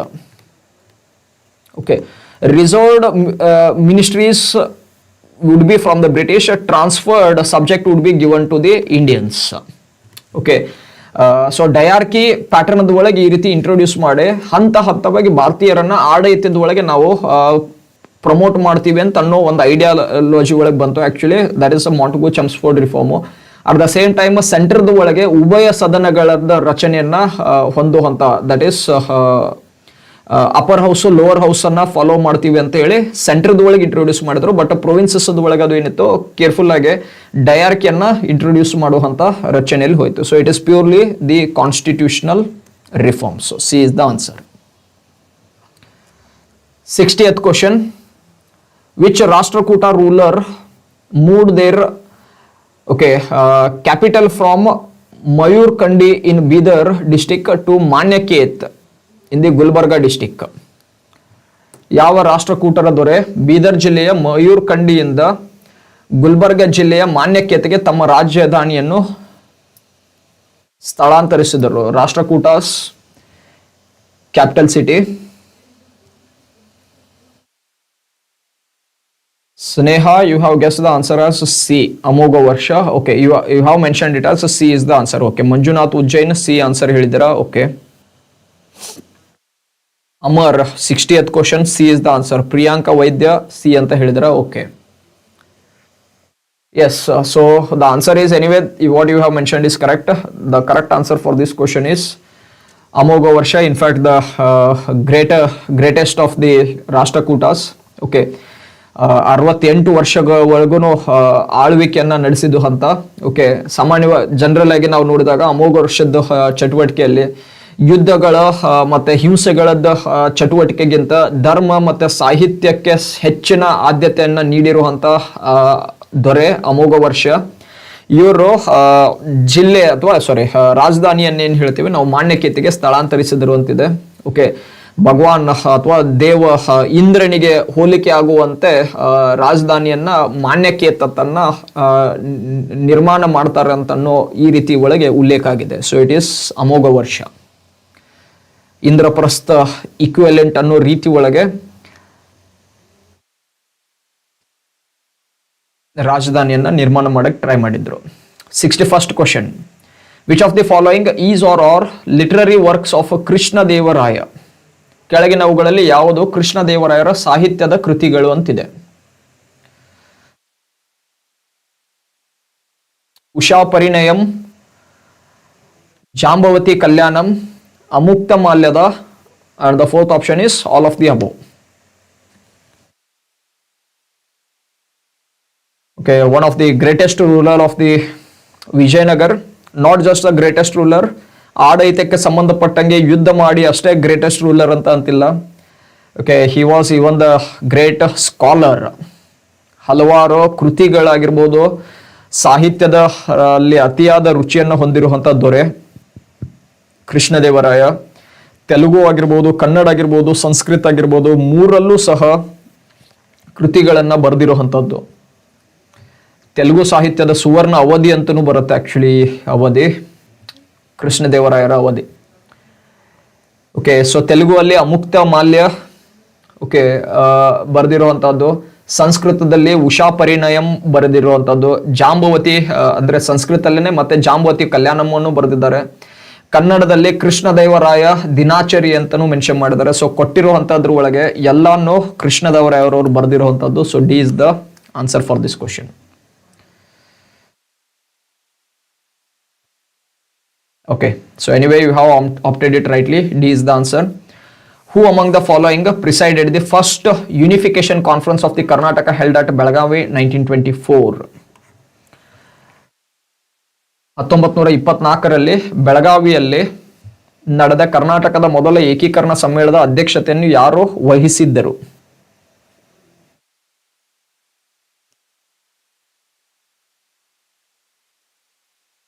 T R Chikkodi, Pattabhi Sitaramayya, Siddappa Kambli, U Ramarao. 1924ರಲ್ಲಿ the major incident occurred, that is Congress session was held at Belagavi. It was presided by Mahatma Gandhi. Right, Gandhi ಅವರು ಇದರ ಅಧ್ಯಕ್ಷತೆಯನ್ನು ವಹಿಸಿರೋದು. That's the only conference Gandhi presided and that is in the Belagavi. Okay, 62nd B maybe ಅಂತ ಹೇಳ್ತಿದ್ರ, ಪಟ್ಟಾಭಿ ಸೀತಾರಾಮಯ್ಯ ಅವರು ಅಂತಿದ್ದಾರೆ. ಸ್ನೇಹ ಅವರು ಡಿ ಹಾಕಿದ್ರ, ಹನುಮಂತು ಸಿ ಹಾಕಿದ್ರ, ಪ್ರಿಯಾಂಕಾ ವೈದ್ಯ ಬಿ ಅಂತ ಹಾಕಿದ್ರ. So few of you are guessing and definitely ಇದು ಆನ್ಸರ್ ಒಂದು ಸ್ವಲ್ಪ ವೇರಿಯೇಷನ್ ಆಗುತ್ತೆ. ಯಾಕಂದ್ರೆ ಕಾಂಗ್ರೆಸ್ ಸೆಷನ್ ರಿಲೇಟೆಡ್ ಆಗಿ ಕೇಳ್ತಿಲ್ಲ, ಬಟ್ ಈ ಕಾಂಗ್ರೆಸ್ ಸೆಷನ್ ನಡಿಬೇಕಾದ್ರೆ ಓಕೆ ಫ್ರಮ್ ಆಲ್ ಓವರ್ ಕರ್ನಾಟಕದ important political leader, the famous political leaders ಏನಿದ್ರು ಬೆಳಗಾವಿ ಒಳಗೆ ಅಸೆಂಬಲ್ ಆಗಿದ್ರು. ಓಕೆ, ಸೊ ಅದೇ ಅವಧಿ ಒಳಗೆ ಕರ್ನಾಟಕದ ಮೊದಲ ಏಕೀಕರಣ ಸಮ್ಮೇಳನ ಅಧ್ಯಕ್ಷ ಅಂದ್ರೆ ಸಮ್ಮೇಳನ ನಡೆಯುತ್ತೆ. ಓಕೆ, ಅಂದ್ರೆ ಒಂದು ಯುನಿಫೈಡ್ ಕರ್ನಾಟಕ ಅಂತ ಅನ್ನೋದು ಯಾವ ರೀತಿ ಒಳಗೆ ಬರಬೇಕು. ಓಕೆ, ಅದೇ ಅವಧಿ ಒಳಗೆ ನಾವು ಹೇಳ್ತೀವಲ್ಲ, ಉದಯವಾಗಲಿ ನಮ್ಮ ಚಲುವ ಕನ್ನಡ ನಾಡು ಅಂತ ಏನು ಹಾಡ ಏನಂತ ಹೇಳ್ತೇವೆ ಅದನ್ನ ಹಾಡಲಾಗಿತ್ತು. So the idea of Karnataka was shaping from the long back. Okay, Karnataka ಅನ್ನೋದು ಒಂದು ಐಡಿಯಾಲಜಿ ಹಿಂದೆನೇ ಅದರದ್ದು ರಚನೆ ಒಳಗೆ ಬಂದಿತ್ತು. ಕನ್ನಡ ಮಾತನಾಡುವಂತ ಜನರು ಒಂದು ಯುನಿಫೈಡ್ ಪ್ಲೇಸ್ ಬೇಕಂತ ಅನ್ನೋದು 1924ರಲ್ಲಿ ಆ ಪ್ಲಾಟ್ಫಾರ್ಮ್ ಬೆಸ್ಟ್ ಆಗಿ ಜನರೇಟ್ ಆಯಿತು. ಯಾಕಂದ್ರೆ ಇಂಪಾರ್ಟೆಂಟ್ ಕಾಂಗ್ರೆಸ್ ಸೆಷನ್ ಬೆಳಗಾವಿಯಲ್ಲಿ ನಡಿಬೇಕಾದ್ರೆ it was the one of the major development. So at the same time ಕರ್ನಾಟಕದ ರಿಲೇಟೆಡ್ ಚಟುವಟಿಕೆನು ಹೆಚ್ಚಿಗೆ ಗರಿಗೇರಿತು ಅಂತ ಹೇಳ್ತೇವಲ್ಲ, that became much more active, catalyst ಆಗಿ ಅನ್ನೋ ರೀತಿ ಒಳಗೆ ಈ ಒಂದು ಇನ್ಸಿಡೆಂಟ್ ಬರುತ್ತೆ. Actually 1924 Congress session. So simultaneous ಆಗಿ ಯೂನಿಫಿಕೇಶನ್ ಕಾನ್ಫರೆನ್ಸ್ ನಡೀತು. ಇದರದ ಅಧ್ಯಕ್ಷತೆಯನ್ನು ವಹಿಸಿದವರು ಆಕ್ಚುಲಿ ಸಿದ್ದಪ್ಪ ಕಾಂಬ್ಳಿ ಅವರು. So C is the answer for this question. Some of you have guessed it,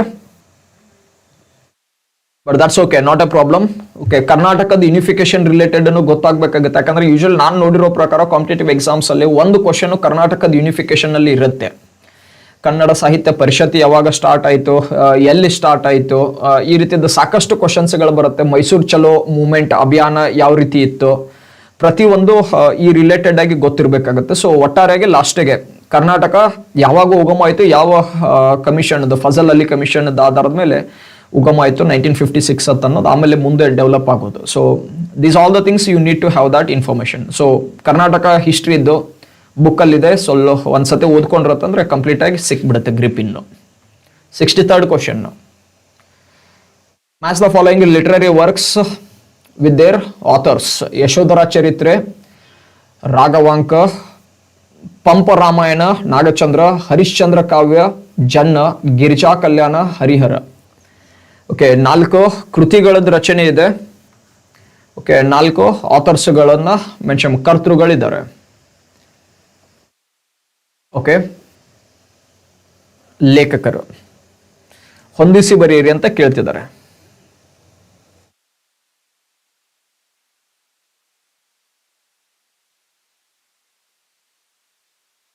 D is the answer which you have mentioned. Question easy ಇದೆ, ಎಲ್ಲಾನು ನೆನ್ಪಿಟ್ಕೋಬೇಕಂತಿಲ್ಲ. ಕೆಲವು ಕರ್ನಾಟಕದೊಳಗೆ ಪ್ರಮುಖ ಕೃತಿಗಳಿದಾವೆ, ಅದಷ್ಟಾದ್ರೂ ನಾವು ನೆನ್ಪಿಟ್ಕೊಂಡೇವೆ ಅಂದ್ರೆ ಕರ್ನಾಟಕದ ಹಳೆಗನ್ನಡ, ಮಧ್ಯಕಾಲೀನ ಕನ್ನಡ ಮತ್ತೆ ಹೊಸಗನ್ನಡದ ಒಳಗೆ, ಹಳೆಗನ್ನಡದ ಒಳಗೆ ಮತ್ತೆ ಮಧ್ಯಕಾಲೀನ ಕನ್ನಡದ ರಚನೆದ ಒಳಗೆ ಅವೇನು ಮೇಜರ್ ಇಂಪಾರ್ಟೆಂಟ್ ಟೆಕ್ಸ್ಟ್ಗಳು ಡೆವಲಪ್ಮೆಂಟ್ ಆಗಿದಾವೆ ಇವನು ನೀವು ನೆನ್ಪಿಟ್ಕೊಳ್ಳೇಬೇಕಾಗತ್ತೆ. ಓಕೆ, ಸೊ ಯಶೋಧರ ಚರಿತ್ರೆಯನ್ನ ಬರೆದಿರೋದು ಜನ್ನ. ಓಕೆ, ಸೊ A3ಗೆ ನಾವು ಕನ್ಸಿಡರ್ ಮಾಡಿ ಇವತ್ತಂದ್ರೆ ಮ್ಯಾಚಿಂಗ್ ಒಳಗೆ ನಾವು ನೋಡುವಂದ್ರೆ ಅಲ್ಲಿ ಒಂದೇ ಮ್ಯಾಚ್ ಆಗಿದೆ, ಡೈರೆಕ್ಟ್ ಆಗಿ ಬಂದ್ಬಿಡುತ್ತೆ answer. D is the answer. Janna ಬರೆದಿರೋದು ಯಶೋಧರ ಚರಿತ್ರೆ, ನಾಗಚಂದ್ರ ಅವರು ಬರೆದಿದ್ದು ಪಂಪ ರಾಮಾಯಣ ಮತ್ತೆ ಮಲ್ಲಿನಾಥ ಪುರಾಣವನ್ನ ಬರೆದಿರೋದು ನಾಗಚಂದ್ರ ಅವರು, ಹರಿಹರ ಬರೆದಿರೋದು ಗಿರಿಜಾ ಕಲ್ಯಾಣ, ರಾಘವಾಂಕ ಬರೆದಿರೋದು ಹರಿಶ್ಚಂದ್ರ ಕಾವ್ಯ, ಮಧ್ವಾಚಾರ್ಯರ ಬಗ್ಗೆ ಬರೆದಿರೋದು ರಾಗ ಭಾಷ್ಯ ಅಂತ ಹೇಳ್ತೀವಿ, ವಿದ್ಯಾತೀರ್ಥರ ರುದ್ರ ಪ್ರಾಸನ ಭಾಷ್ಯ ಅಂತ ಬರೆದಿರೋದು, ಸೊ ಕೇಶಿರಾಜ ಅವರು ಶಬ್ದಮಣಿ ದರ್ಪಣ ಅಂತ ಬರೆದಿರೋದು. So various important Kannada text ಏನಿದೆ ನೆನ್ಪಿಟ್ಕೊಳ್ಳಿ. So for this question anyway direct ಆಗಿನೇ ಆನ್ಸರ್ ಸಿಕ್ಬಿಡುತ್ತೆ ನಮಗೆ, ಒಂದರಿಂದನೇ ಸಿಕ್ಕಿದೆ. ಸೊ ರಿಮೈನಿಂಗ್ ಥಿಂಗ್ಸ್ ಬಿ ಏನಿದೆ, ರಾಘವಾಂಕ ಬರೆದಿರೋದು, ಹರಿಶ್ಚಂದ್ರ ಕಾವ್ಯ ಹರಿಹರ ಅವರು ಬರೆದಿರೋದು, ಹರಿಶ್ಚಂದ್ರ ಕಾವ್ಯ ರಾಘವಾಂಕ ಬರೆದಿರೋದು. ಸೊ ಈಸಿಯಾಗಿ ಕನೆಕ್ಟ್ ಆಗ್ತಾ ಹೋಗುತ್ತೆ. Okay, 64th question Congress session ಮತ್ತೆ ಅಸೋಸಿಯೇಟೆಡ್ ಪ್ರೆಸಿಡೆಂಟ್ ರಿಲೇಟೆಡ್ ಆಗಿದೆ. ಈ ರೀತಿ ಕ್ವಶನ್ ಹಿಂದೆನೂ ಸಾಕಷ್ಟು ಕೇಳಿದ್ದಾರೆ, ಮುಂದೆನೂ ಕೇಳುವಂತ ಪಾಸಿಬಿಲಿಟಿನೂ ಮತ್ತೆ ಇದ್ದೇ ಇರುತ್ತೆ. At the same time history ಓದಬೇಕಾದ್ರೆ ಈ ಕಾಂಗ್ರೆಸ್ ಸೆಷನ್ ಅಲ್ಲಿ ಏನಾದರೂ ಪ್ರಮುಖ ಬದಲಾವಣೆಗಳು ಅಥವಾ ಚಟುವಟಿಕೆಗಳು ನಡೆದಿತ್ತಂದ್ರೂ ಗೊತ್ತಾಗಬೇಕಾಗತ್ತೆ. ಓಕೆ, ಸೊ ನಾವು ಇದೇಗೆ ಪ್ರೀವಿಯಸ್ ಸ್ಲೈಡ್ ಅಲ್ಲಿ ಡಿಸ್ಕಸ್ ಮಾಡಿದ್ವಿ. 1924 ಬೆಳಗಾವಿ ಅಲ್ಲಿ ನಡೆದಿರುವಂತದ್ದು ಸೆಷನ್. ಮಹಾತ್ಮ ಗಾಂಧಿ ಅವರು ಪ್ರಿಸೈಡ್ ಮಾಡಿದ್ರು. So C is anyway correctly matched, you are aware of this.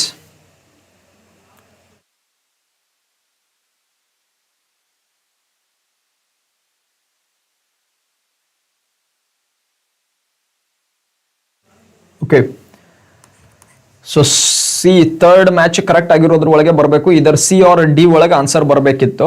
Okay, so second by default ಆಗಿ ಕರೆಕ್ಟ್ ಆಗಿದೆ ಅಂದಂಗೆ ಆಯಿತು. Haripura session was headed by the president was Subhash Chandra Bose. Actually ಇದು ಸೆಷನ್ಸ್ಗಳ ಆದಮೇಲೆ ಐ ಮೀನ್ ಟು ಸೇ ಈ ಇನ್ಸಿಡೆಂಟ್ಗಳ ಆದಮೇಲೆ Subhash Chandra Bose had found difference with the Mahatma Gandhi. He came out of the Congress after this incident when the World War started. ಎರಡನೇ ಮಹಾಯುದ್ಧ start ಆದ್ಮೇಲೆ okay Congress ಅನ್ನ ಬಿಟ್ಟು ಫಾರ್ವರ್ಡ್ ಬ್ಲಾಕ್ ಅನ್ನ ಸ್ಥಾಪನೆ ಮಾಡುವಂತ ಚಟುವಟಿಕೆ. ಸೊ ಇದಾದ್ಮೇಲೆ ಬಂದಿರೋದು ಅದೆಲ್ಲ incident. Okay, Subhash Chandra Bose was in the favour of going with aggressive movement, that is civil disobedience, but Gandhi was not in favour of going with that. Okay, so Subhash Chandra Bose ಗಾಂಧಿಗೆ ಡಿಫರೆನ್ಸ್ ಬಂದು ಕಾಂಗ್ರೆಸ್ ಅನ್ನ ಬಿಟ್ಟು ಹೋಗ್ಬಿಡ್ತಾರೆ. And 1936 session, it was headed by the Jawaharlal Nehru, and that is also correct. So the correct answer for this question is D. D is the answer for this question, not the B, C, that is D. Okay. 65th question. Who among the following ruler assumed the titles of Vichitra Chitta, ಚಿತ್ರಕಾರಪುಲಿ, ಚೈತ್ಯಕಾರಿ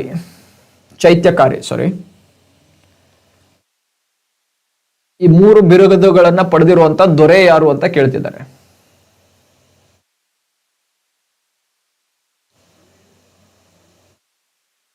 okay, so 64th you have mentioned Amar, first village session phase 4. Okay. Who among the following ruler assumed the title ವಿಚಿತ್ರ ಚಿತ್ತ, ಚಿತ್ರಕಾರಪುಲಿ ಮತ್ತು Chaityakari?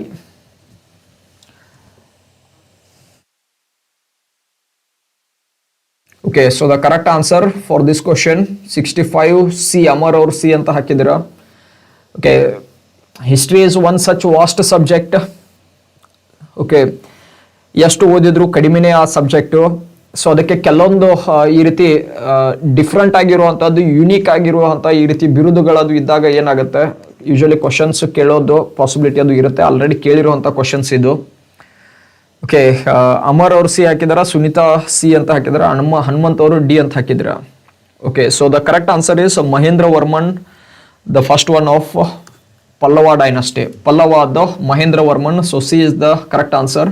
Okay, so this person ಅಂತ ನಾವು ನೋಡ್ಬೋದಂದ್ರೆ ಕಲೆ ಮತ್ತು ವಾಸ್ತುಶಿಲ್ಪ ಇದಕ್ಕೆ ಅತಿಯಾಗಿ ಪ್ರೋತ್ಸಾಹವನ್ನು ನೀಡಿರುವಂಥ ರಾಜ ಅಂತ ಹೇಳ್ತೇವೆ ಮಹೇಂದ್ರ ವರ್ಮನ್. ಮೋಸ್ಟ್ ಇಂಪಾರ್ಟೆಂಟ್ ಇವರಲ್ಲಿ ಆಗಿರುವಂಥ ಡೆವಲಪ್ಮೆಂಟ್ ಅಂತಂದ್ರೆ that is Dravida style of architecture. Okay, ಈ ದ್ರಾವಿಡ ಸ್ಟೈಲ್ಗೆ ಅದಕ್ಕೆ ನಾವು ಮಹೇಂದ್ರ ಶೈಲಿ ಅಂತಲೂ ಕರೆಯೋದು ಅದಕ್ಕೆ. Okay, that is a Mahendra style of architecture ಅಂತಲೂ ಹೇಳ್ತಾರೆ. ಓಕೆ, ಅಂದರೆ ಮಹೇಂದ್ರ ಶೈಲಿ ಅಂತಲೂ ಹೇಳ್ತೀವಿ ಅದೇ ವಾಸ್ತುಶಿಲ್ಪದ ರಚನೆಗೆ. ಓಕೆ, ವಿಚಿತ್ರ ಚಿತ್ತ ಅನ್ನೋದು ಕುತೂಹಲದ ಮನಸ್ಸಿನ ರಾಜ ಅಂತ ಮೀನಿಂಗ್ ಕೊಡುತ್ತೆ. ಓಕೆ, ಚಿತ್ರ ಕರಪುಲಿ ಅಂತಂದ್ರೆ ಕಲಾವಿದರಲ್ಲಿ ಹುಲಿ ಅಂತನ್ನೋ ಅಂತ ಮೀನಿಂಗ್ ಬರುತ್ತೆ.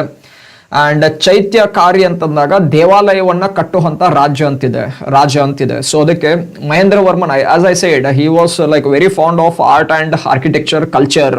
Okay, and even the literature. Okay, so ಕಲೆ ಸಾಹಿತ್ಯ ಆಗಿರ್ಬೋದು. ಓಕೆ, ಇಂಥವ್ಗೆ ವಾಸ್ತುಶಿಲ್ಪ. ಓಕೆ, ಇಂಥದಕ್ಕೆ ಅತಿ ಹೆಚ್ಚು ಪ್ರಾಮುಖ್ಯತೆಯನ್ನು ಕೊಟ್ಟಿರುವಂಥ ರಾಜ. ಅದೇ ಹೆಸರದ ಮೇಲೇನೆ ಇದೆ, ಅದೇ 3 ಬಿರುದುಗಳು ಅದೇ 3 ಅಂಶಗಳ ಮೇಲೇನೆ ಇದೆ. Okay, so C is the answer for this question. 66th question. During the freedom struggle, Arna Asaf Ali was a major woman organizer of underground activities. ಭೂಗತ ಚಟುವಟಿಕೆಗಳ ಪ್ರಮುಖ ಸಂಘಟನಾಕಾರರಾಗಿದ್ದರು. ಯಾವ ಸ್ವಾತಂತ್ರ್ಯ ಹೋರಾಟದಲ್ಲಿ ಇದು ಭೂಗತ ಚಟುವಟಿಕೆಗಳನ್ನು ಮಾಡಿದ್ದಾರೆ ಅಂತಿದೆ. ಸಿವಿಲ್ ಡಿಸೊಬಿಡಿಯನ್ಸ್ ಮೂವ್ಮೆಂಟ್, ಅಸಹಕಾರ ಚಳುವಳಿ, ಅಥವಾ ಸಿವಿಲ್ ಡಿಸೊಬಿಡಿಯನ್ಸ್ ಮೂವ್ಮೆಂಟ್ಗೆ ಉಪ್ಪಿನ ಸತ್ಯಾಗ್ರಹ ಅಂತ ಬರುತ್ತೆ. ನಾಗರಿಕ ಅಸಹಕಾರ, that is second non cooperation movement, ಅಸಹಕಾರ ಚಳುವಳಿ. ಸ್ವದೇಶಿ ಮೂವ್ಮೆಂಟ್, ಸ್ವದೇಶಿ ಚಳುವಳಿ. ಕ್ವಿಟ್ ಇಂಡಿಯಾ ಮೂವ್ಮೆಂಟ್, ಭಾರತ ಬಿಟ್ಟು ತೊಲಗಿ ಚಳುವಳಿ. 66ಗೆ ಡಿ ಅಂತ ಹಾಕಿದ್ರ, quit India movement. Yes, Shishail Pujar D ಹಾಕಿದ್ರ, ಅಮರು ಡಿ ಅಂತಿದ್ರ. Okay, any other answers quicker? D. Okay, so ಮುಂಬೈಯಲ್ಲಿ ನಡೆದಿರುವಂಥ ಇನ್ಸಿಡೆಂಟು 1942 ಅಲ್ಲಿ ಗೋವಾಲಿಯ ಟ್ಯಾಂಕ್ ಮೈದಾನ ಅಂತ ಹೇಳ್ತೀವಿ, ಅಥವಾ ಆಗಸ್ಟ್ ಕ್ರಾಂತಿ ಮೈದಾನ ಅಂತಲೂ ಕರೀತಾರೆ ಇದಕ್ಕೆ. Okay, Gandhi gave the call for do or die, and with that Mahatma Gandhi ಅವರು ಮಾಡು ಇಲ್ಲ ಮಡಿಯತ್ ಅನ್ನೋ ಒಂದು ಘೋಷಣೆಯನ್ನು ಕೊಟ್ಟು ಬ್ರಿಟಿಷರಿಗೆ ಭಾರತ ಬಿಟ್ಟ ತೊಲಗಿ ಅಂತನೋ ಒಂದು ಸ್ಟರ್ನ್ ಮೆಸೇಜನ್ನು ಪಾಸ್ ಮಾಡಿದಾಗ ಕ್ವಿಟ್ ಇಂಡಿಯಾ ಮೂವ್ಮೆಂಟ್ ಅಂತ ಸ್ಟಾರ್ಟ್ ಆಯಿತು. ಬಟ್ ಗಾಂಧಿ ಅವರು ಯಾವಾಗ ಕ್ರಾಂತಿ ಮೈದಾನದಿಂದ ಇದಕ್ಕೆ ಘೋಷಣೆಯನ್ನು ಕೊಡ್ತಾರೆ, ಡೂ ಆರ್ ಡೈ ಅಂತ ಕಾಲ್ ಕೊಟ್ಟು ಕ್ವಿಟ್ ಇಂಡಿಯಾ ಮೂವ್ಮೆಂಟ್ ಬಗ್ಗೆ ಮೆನ್ಷನ್ ಮಾಡ್ತಾರೆ. Okay, the British became very active because world war 2 was going on simultaneous at that moment. So ಅದಕ್ಕೆ ಬ್ರಿಟಿಷರು ಭಾರತದ ಒಳಗಿರುವಂಥ ಪ್ರಮುಖ ಫ್ರೀಡಮ್ ಫೈಟರ್ಸ್ಗಳೇನಿದ್ರು, ಸ್ವಾತಂತ್ರ್ಯ ಹೋರಾಟಗಾರನೇನಿದ್ರು, ಜೈಲಲ್ಲಿ ಹಾಕಿಬಿಡ್ತಾರೆ, including the Gandhi.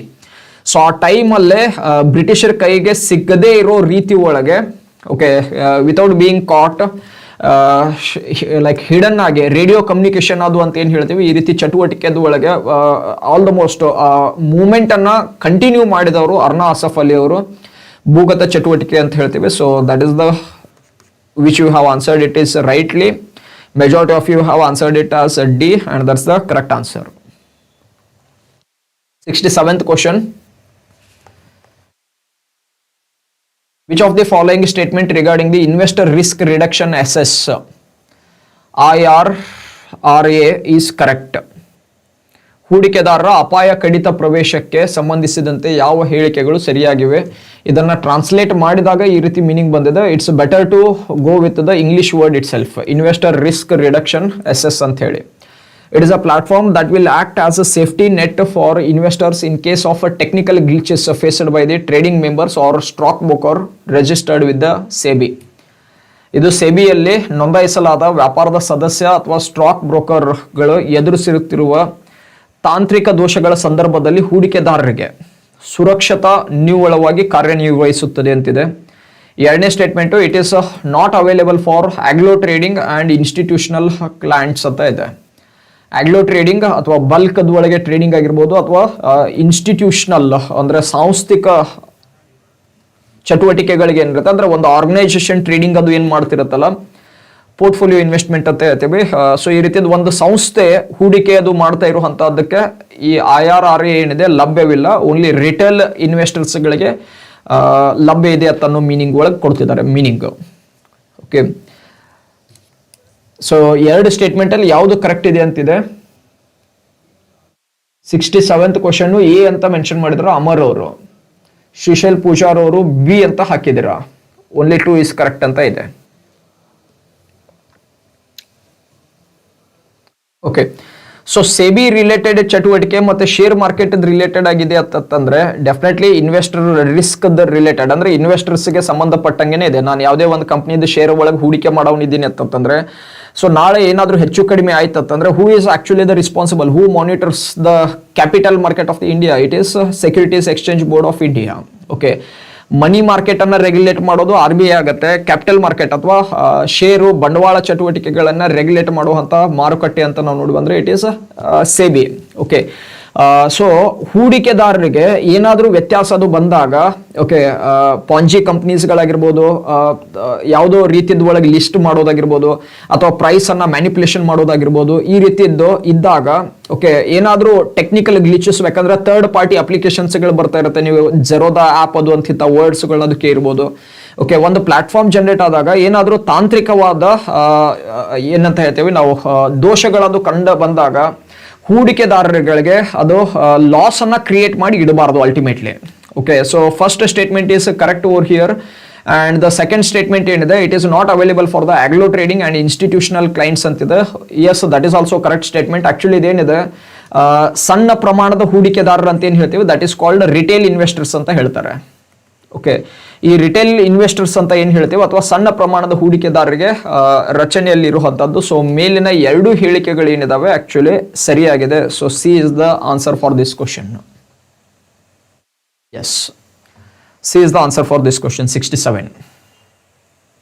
68th question, which of the following are the potential applications of digital twins? Digital ಅವಳಿಗಳ ಸಂಭಾವ್ಯ ಅಪ್ಲಿಕೇಶನ್ಗಳು ಯಾವುವು ಅಂತಿದೆ. ಕೇಳಿದ್ರ ಈ ಹೆಸರು? ನ್ಯೂಸಲ್ಲಿ ಬರುವಂಥ term digital twins.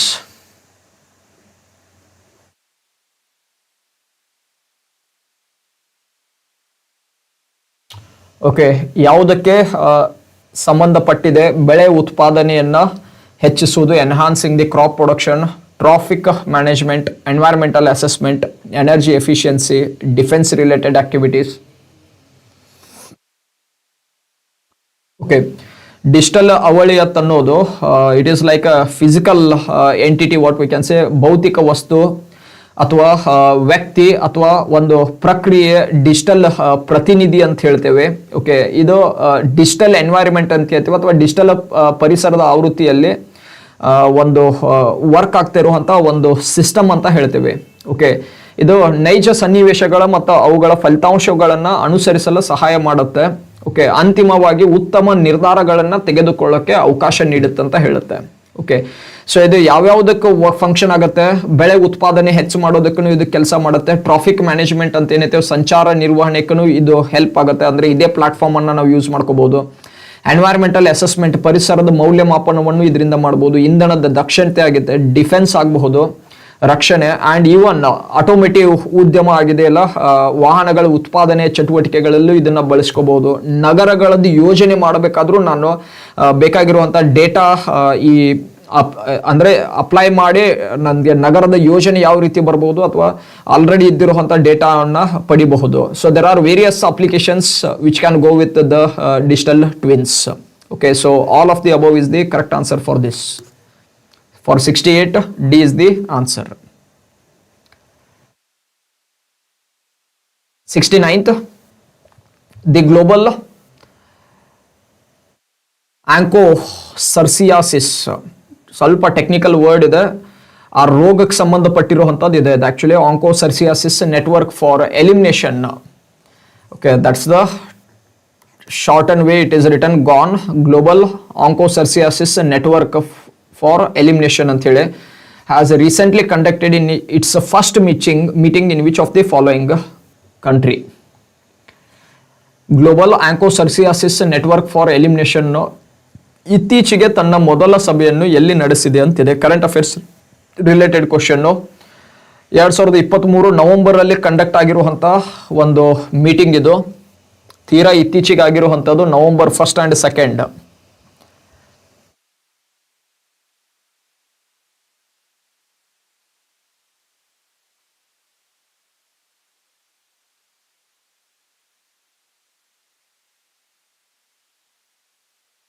Okay, onchocerciasis is nothing but the disease related to the blindness. Okay, ಕುರುಡುತನ ಅಂತ ಹೇಳ್ತೀವಿ. ಅದಕ್ಕೆ ಟಿಪಿಕಲ್ ಆಗಿ ರಿವರ್ ಬ್ಲೈಂಡ್ನೆಸ್ ಅಂತ ಹೇಳ್ತೀವಿ ಅಥವಾ ನದಿ ಕುರುಡುತನ ಅಂತ ಹೇಳ್ತೀವಿ. ಓಕೆ, ಈ ನದಿ ಕುರುಡುತನ, ನದಿ ಅಂತ ಹೆಸರು ಬರ್ತಾ ಇರೋದತ್ತಂದ್ರೆ ಹರಿಯುವ ನದಿ ಅಂತಿದ್ದಾಗ, ಓಕೆ, ಈ ನದಿಯ ಹತ್ತಿರಗಳಲ್ಲಿ ವಾಸಿಸ್ತಾ ಇರುವಂತ ಕೆಲವು ಕಪ್ಪು ಬಣ್ಣದ ನೊಣಗಳಂತ ಏನ್ ಹೇಳುತ್ತೆ, ಓಕೆ, ಈ ನೊಣಗಳ ಈ ರೋಗವನ್ನ ತರುತ್ತಂತ ರಚನೆಯಲ್ಲಿದೆ. So according to the world health organisation, okay, WTO basis ಮೇಲೆ ನಾವು ನೋಡಿವತ್ತಂದ್ರೆ ಈ ನದಿ ಗುರುಡುತನ ಪ್ರಪಂಚದ ಕೆಲವು ಬಡ ರಾಷ್ಟ್ರದ ಒಳಗೆ ಹೆಚ್ಚು ಪ್ರಭಾವ ಬೀರಿದೆ. ಎಸ್ಪೆಷಲಿ ಗ್ರಾಮೀಣ ಪ್ರದೇಶಗಳಲ್ಲಿ ವಾಸಿಸ್ತಾ ಇರುವಂತ ಜನರ ಮೇಲೆ ಹೆಚ್ಚಿನ ಪ್ರಭಾವವನ್ನ ಹೊಂದಿದೆ.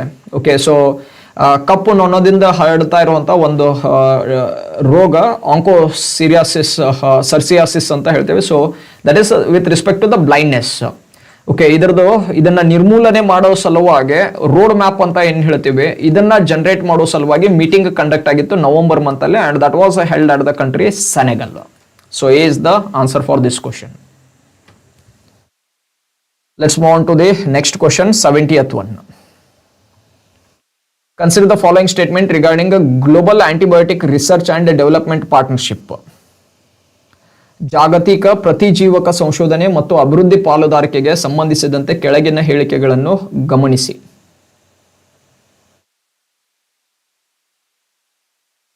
It is a not-profit, means a non-profit global partnership developing a treatment for drug-resistant infection that pose the greatest threat to the health. ಲಾಭೋದ್ದೇಶವಲ್ಲದ ಜಾಗತಿಕ ಪಾಲುದಾರಿಕೆಯಾಗಿದ್ದು ಆರೋಗ್ಯಕ್ಕೆ ದೊಡ್ಡ ಅಪಾಯವನ್ನುಂಟು ಮಾಡುವಂತಹ ಔಷಧ ನಿರೋಧಕ ಸೋಂಕುಗಳಿಗೆ ಚಿಕಿತ್ಸೆಯನ್ನು ಅಭಿವೃದ್ಧಿಪಡಿಸುವುದಾಗಿದೆ ಅಂತಿದೆ. It aims to ensure equitable access to the treatments and promote their responsible use. ಚಿಕಿತ್ಸೆಗಳಿಗೆ ಸಮಾನ ಪ್ರವೇಶವನ್ನು ಖಚಿತಪಡಿಸುವುದು ಹಾಗೂ ಜವಾಬ್ದಾರಿಯುತ ಬಳಕೆಯನ್ನು ಉತ್ತೇಜಿಸುವ ಗುರಿಯನ್ನು ಹೊಂದಿದೆ ಅಂತಿದೆ. So which of these statements are correct? WHO ಮತ್ತು drugs for neglected disease initiative ಅಂತ ಏನು ಒಂದು ಜಂಟಿ ಉಪಕ್ರಮ ಇದೆ, ಅದರ ಒಳಗೆ GARDP ಏನಿದೆ, that is global antibiotic research and development partnership ಏನಾಗುತ್ತೆ ವರ್ಕ್ ಆಗುವಂಥದ್ದು. Okay, so with respect to this both of these statements are correct. So C is the answer. Okay, I'll now move on to that next question. It's already 7:44. 71st question. Consider the following statement regarding the Tribal Cooperative Marketing Development Federation of India, TriFed. Okay, ಬುಡಕಟ್ಟು ಸಮುದಾಯದಕ್ಕೆ ಸಂಬಂಧಪಟ್ಟಂತೆ, okay, ಬುಡಕಟ್ಟು ಸಮುದಾಯದ ಉತ್ಪನ್ನಗಳಾಗಿರಬಹುದು, okay, ಅವುಗಳ ತೊಂದರೆಗಳಾಗಿರಬಹುದು, ಅವನ್ನ overcome ಮಾಡಿ ಅವುಗಳನ್ನ selling ಅನ್ನ ಹೆಚ್ಚು ಪ್ರಚೋದನೆ ಮಾಡೋದಾಗಿರ್ಬೋದು, ಈ ರೀತಿದ್ದು ಚಟುವಟಿಕೆಗಳಿಗೆ ಸಂಬಂಧಪಟ್ಟಿರುವಂತದ್ದು TRIFED. First statement, it was established in 1987 ಅಂತ ಹೇಳ್ತಿದ್ದಾರೆ. ಬುಡಕಟ್ಟು ಸಮಾಜದ ಸಾಮಾಜಿಕ ಮತ್ತು ಆರ್ಥಿಕ ಅಭಿವೃದ್ಧಿಗಾಗಿ ಸ್ಥಾಪಿಸಲಾಗಿತ್ತು 1987ರಲ್ಲಿ. Functions under the ministry of tribal affairs. Third statement, it identifies and sources the tribal products. ಬುಡಕಟ್ಟು ಮೂಲಗಳದ್ದು ಉತ್ಪನ್ನಗಳನ್ನು ಗುರುತಿಸುತ್ತೆ ಮತ್ತೆ ಮಾರುಕಟ್ಟೆಯಲ್ಲಿ ಅವರದ್ದು ಬೆಟರ್ ಪ್ರೈಸ್ ಅಂತ ಏನು ಹೇಳ್ತೇವೆ ಇದನ್ನ ದೊರಕಿಸಿಕೊಡುವಂತ ರಚನೆಯಲ್ಲೂ ಹೋಗುತ್ತೆ. And operates that is a tribal outlets. So which of the following statements are correct? Okay, so ಇದು 1987 ಒಳಗೆ ಎಸ್ಟಾಬ್ಲಿಷ್ ಮಾಡಿದಾರೆ. That statement is correct. And it works under the ministry of tribal affairs. ಬುಡಕಟ್ಟು ವ್ಯವಹಾರಗಳ ಸಚಿವಾಲಯದ ಅಡಿಯಲ್ಲೇನೆ ಕಾರ್ಯನಿರ್ವಹಿಸುತ್ತೆ. And unique tribes ಅದು ನಾವು ನೋಡಿದ್ವತ್ತಂದ್ರೆ, okay, ಆ ಟ್ರೈಬ್ಸ್ ತಮ್ಮದೇ ಆದ ಕಲ್ಚರ್ ಅದು ಅದನ್ನ ಐಡೆಂಟಿಫೈ ಮಾಡಿ ಅದರಲ್ಲಿ ಯಾವುದಾದ್ರೂ ವಸ್ತುಗಳನ್ನ ಕಮರ್ಷಿಯಲ್ ಆಗಿ ಅಂತ ಏನು ಹೇಳ್ತೀವಿ ನಾವು, ಓಕೆ, ಅಂದ್ರೆ ವಾಣಿಜ್ಯ ರೀತಿಯ ಚಟುವಟಿಕೆ ಒಳಗೆ ಬಳಸ್ಕೊಳ್ಬಹುದು. ಈಗ ಜೇನುತುಪ್ಪ ಕಲೆಕ್ಟ್ ಮಾಡೋದಾಗಿರ್ಬೋದು, those kind of the thing we can ಸೇ. ಆ ಪ್ರಾಡಕ್ಟ್ ಅನ್ನು ಐಡೆಂಟಿಫೈ ಮಾಡಿ ಔಟ್ಲೆಟ್ಸ್ಗಳನ್ನ ಮೇಂಟೈನ್ ಮಾಡಿಕೊಂಡು ಎಷ್ಟು ಪಾಸಿಬಲ್ ಆಗುತ್ತೋ ಮಾರುಕಟ್ಟೆ ಒಳಗೆ ಹೆಚ್ಚಿನ ದರಕ್ಕೆ ಅದನ್ನ ಮಾರೋ ರೀತಿಯಲ್ಲಿ ತಗೊಂಡು ಟ್ರೈಬ್ಸ್ಗೆ ಹೆಲ್ಪ್ ಆಗೋ ರೀತಿ ಒಳಗೂ ಫಂಕ್ಷನ್ ಮಾಡುತ್ತೆ. So all the 3 statements are correct with respect to this. So D is the answer. Fine. 72nd question, Azerbaijan do not border with which of the following countries ಅಂತ ಇದೆ. ಏಜರ್ಬೈಜಾನ್ ರಾಷ್ಟ್ರ ಯಾವ ರಾಷ್ಟ್ರಗಳೊಂದಿಗೆ ಗಡಿಯನ್ನು ಹೊಂದಿಲ್ಲ?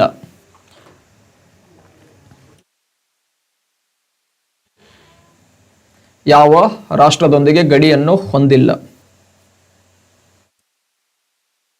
Okay, so this is a current affairs related thing. Okay, there are like many a times Azerbaijan and India found the difference with respect to supply of the weapons to the country. Armenia like a country. Okay, so ಯಾವುದರೊಂದಿಗೆ ಗಡಿಯನ್ನು ಹೊಂದಿಲ್ಲ ಅಂತಿದೆ. And Russia-Ukraine war is also much frequently in the news. So ಅದಕ್ಕೆ ಸಂಬಂಧಪಟ್ಟಂತೆ ಎಲ್ಲ ಚಟುವಟಿಕೆಗಳ ಬಗ್ಗೆ ಗೊತ್ತಾಗಬೇಕಾಗತ್ತೆ. So in that case Azerbaijan countries ಈಸ್ಟಿಗೆ ನಾವು ನೋಡಿವತ್ತಂದ್ರೆ ಕ್ಯಾಸ್ಪಿಯನ್ ಸಿ ಬರುತ್ತೆ, ನಾರ್ತ್ಗೆ ರಷ್ಯಾ ಜಾರ್ಜಿಯಾ ಬರುತ್ತೆ, ವೆಸ್ಟ್ಗೆ ಅರ್ಮೇನಿಯಾ ರಚನೆಯಲ್ಲಿದೆ, ಟರ್ಕಿ ಇರಾನ್ ದಕ್ಷಿಣಕ್ಕೆ ಬರುತ್ತೆ. ಓಕೆ, ಸೊ ಉಳಿದಿರೋದು ಒಂದು ರಾಷ್ಟ್ರ ಅದಕ್ಕೆ ಡೈರೆಕ್ಟ್ ಆಗಿ ಗಡಿಯನ್ನು ಹೊಂದಿರದೇ ಇರೋದಂತಂದ್ರೆ ಇಟ್ ಈಸ್ ಉಕ್ರೇನ್ದೊಂದಿಗೆ ಇದು ಗಡಿಯನ್ನು ಹೊಂದಿಲ್ಲ. 72nd B is the answer. Yes. The National Human Rights Commission was established in the year. ಮಾನವ ಹಕ್ಕುಗಳ ಆಯೋಗವನ್ನು ಯಾವಾಗ ಸ್ಥಾಪಿಸಲಾಯಿತು ಅಂತ ಹೇಳ್ತೀವಿ. This is called as the watch dog of the human rights. ಮಾನವ ಹಕ್ಕುಗಳ ಕಾವಲು ನಾಯಿ ಅಂತಲೂ ಕರಿತೇವೆ ಮಾನವ ಹಕ್ಕುಗಳ ಆಯೋಗವನ್ನು. ಇದು ಯಾವಾಗ ಸ್ಥಾಪಿಸಲಾಯಿತು ಅಂತಿದೆ. Any answer quickly?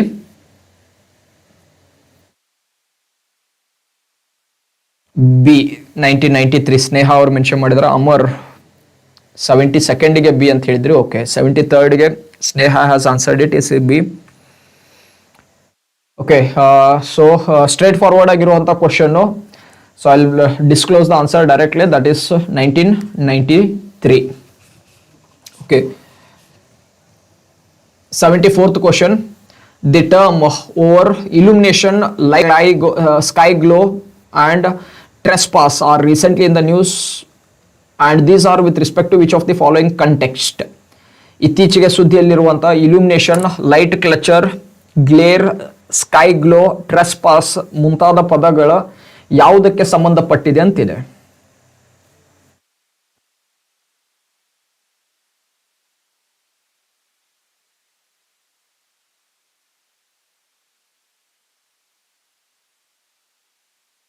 Okay, these all the terms have that one common factor, we can say they are related to the light.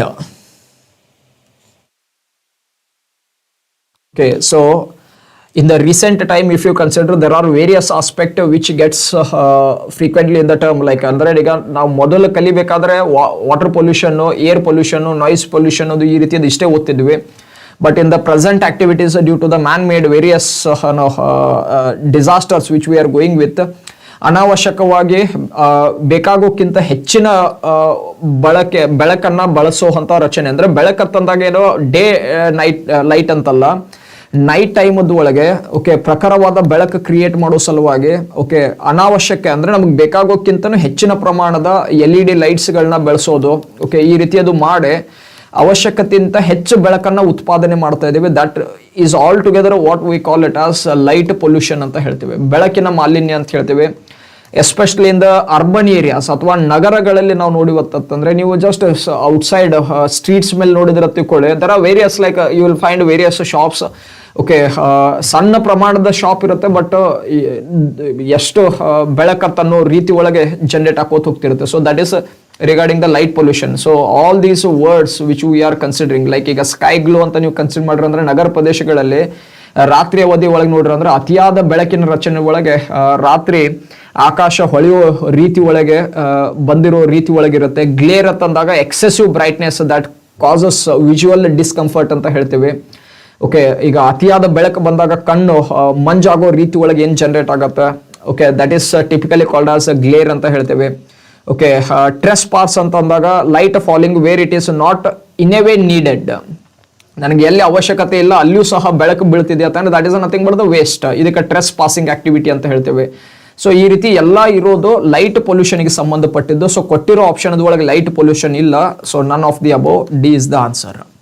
Okay, ಅದೇ ರೀತಿ ಇತ್ತೀಚಿನ ದಿನದೊಳಗೆ ನಾವು ನೋಡಿವತ್ತಂದ್ರೆ ರೇಡಿಯೇಷನ್ ಪೊಲ್ಯೂಷನ್ನು ಸಾಕಷ್ಟು ಆಗ್ತಿದೆ ಭೂಮಿ ಮೇಲೆ. ಓಕೆ, ಸಾಯಿಲ್ ಪೊಲ್ಯೂಷನ್ ಆಗೋ ರೀತಿ ಒಳಗೆ ಬಂದಿದೆ. Excessive use of the pollution, plastic and excessive use of the fertilisers. So there are various pollutions which we are creating. These are all the things what we can say man-made activities. ಮಾನವ ನಿರ್ಮಿತ ಅತಿಯಾದ ಚಟುವಟಿಕೆಗಳು. 75th question, the term silvopasture system often mentioned in the news is related to which of the following? ಸುದ್ದಿಯಲ್ಲಿರುವಂತಹ silvopasture system ಎಂಬ ಪದ ಯಾವುದಕ್ಕೆ ಸಂಬಂಧಪಟ್ಟಿದೆ ಅಂತ ಇದೆ. ಕನ್ಸರ್ವೇಷನ್ ಆಫ್ ಬಯೋಡೈವರ್ಸಿಟಿ, ಜೈವ ವೈವಿಧ್ಯತೆ ಸಂರಕ್ಷಣೆ, ಕನ್ಸರ್ವೇಷನ್ ಆಫ್ ವೆಟ್ಲ್ಯಾಂಡ್ಸ್, ಜೈವ ಪ್ರದೇಶಗಳ ಸಂರಕ್ಷಣೆ, ಟ್ರೇಡ್ ಆ್ಯಂಡ್ ಕಾಮರ್ಸ್, ವ್ಯಾಪಾರ ಮತ್ತು ವಾಣಿಜ್ಯ, ರೋಬೋಟಿಕ್ಸ್ಗೆ ಸಂಬಂಧಪಟ್ಟಂಗಿದೆ. ಓಕೆ, ಸಿಲ್ವೋ ಪಾಶ್ಚರ್ ಲ್ಯಾಂಡ್ ಅಂತಂದಾಗ that is the grazing activity. Silviculture ಅಂತಂದ್ರೆ growing of the forest, scientific ಆಗಿ ಫಾರೆಸ್ಟ್ ಅನ್ನ ಗ್ರೋ ಮಾಡುವಂತ ಟೆಕ್ನಿಕಲ್ ಹೋಗುತ್ತೆ. ಸೊ ಸಿಲ್ವೋ ಪಾಶ್ಚರ್ ಕ್ಯಾರೆಕ್ಟರ್ ಒಳಗೆ ನಾವು ನೋಡಿದಾಗ ಮರಗಳನ್ನ ಉದ್ದೇಶಪೂರ್ವಕವಾಗಿ ಬೆಳೆಸಿ ಅದೇ ಭೂಮಿಯಲ್ಲಿ ಜಾನುವಾರುಗಳನ್ನ ಯಾವ ರೀತಿ ಒಳಗೆ ಮೇಯಿಸಬಹುದು ಅಂತನ್ನೋ ರಚನೆ ಇರುತ್ತೆ. ಓಕೆ, ಸೊ ಒಂದೇ ಫಾರೆಸ್ಟೆಡ್ ಏರಿಯಾದ ಒಳಗೆ ಎಷ್ಟು ಜೀವಿಗಳಿಗೆ ನಾವು ಅದನ್ನ ಬೆನಿಫಿಟ್ ಅನ್ನ ಒದಗಿಸ್ಕೊಡ್ಬೋದು. ಅಂದ್ರೆ ಈಗ ಜಸ್ಟ್ ಒಂದು ಫಾರೆಸ್ಟ್ ಅನ್ನ ಡೆವಲಪ್ ಮಾಡೋದಂದ್ರೆ ಮರಗಳನ್ನ ನೆಡೋದು ಒಂದರ ಚಟುವಟಿಕೆಯಿಂದ ಪರಿಸರಕ್ಕೆ ವಿವಿಧ ರೀತಿದ ಒಳಗೆ ಯಾವ್ಯಾವ ರೀತಿ ಒಳಗೆ ಬೆನಿಫಿಟ್ ಕೊಡಬಹುದು. ಓಕೆ, ಫಾರೆಸ್ಟೇಷನ್ ಇನ್ಕ್ರೀಸ್ ಮಾಡೋದು ಆಗಿರ್ಬೋದು. At the same time other ಎನಿಮಲ್ಸ್ಗಳು, ಹರ್ಬಿವೋರ್ ಎನಿಮಲ್ಸ್ಗಳಿಗೆ ಬೆನಿಫಿಟ್ ಆಗೋದು. ಹರ್ಬಿವೋರ್ ಎನಿಮಲ್ಸ್ಗಳಿದಾವೆ ಅಂತಂದ್ರೆ ಆಬ್ವಿಯಸ್ಲಿ ಕಾರ್ನಿವೋರ್ ಮಾಂಸಾಹಾರಿಗಳದ್ದು ಇನ್ಫ್ಲೂಯೆನ್ಸ್ ಅನ್ನೋದು ಬಂದೇ ಬರುತ್ತೆ.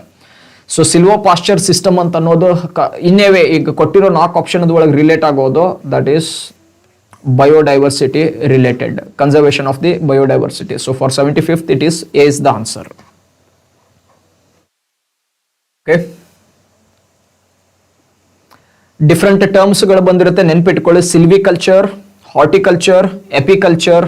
Okay, so many of these kind of the thing. Okay, 76th question, World Mining Congress in 2023 was held in which of the following country?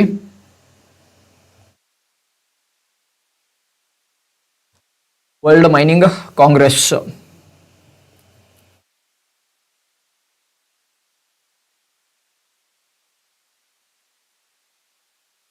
Okay, ವಿಶ್ವದ ಪ್ರಮುಖ ಸಂಪನ್ಮೂಲಗಳ ಆರ್ಥಿಕತೆ ಅಂತಾರಾಷ್ಟ್ರೀಯ ಪ್ರತಿನಿಧಿಗಳಿಗೆ ಭೇಟಿಯಾಗಲು ಮತ್ತೆ ಹೊಸ ಪಾಲುದಾರರನ್ನ ಹುಡುಕಲು ಸಲುವಾಗಿ ಇನ್ವೆಸ್ಟರ್ಸ್ಗಳನ್ನಾಗಿರ್ಬೋದು, ಪ್ರೆಸೆಂಟ್ ಪ್ರಾಬ್ಲಮ್ಸ್ಗಳೇನಿದಾವೆ, ಓಕೆ, ಆಮೇಲೆ ಯಾವುದೇ ರೀತಿಯ ಟೆಕ್ನಾಲಜಿ ಅದ್ರೊಳಗೆ ಇಂಪ್ಲಿಮೆಂಟ್ ಮಾಡಬಹುದು.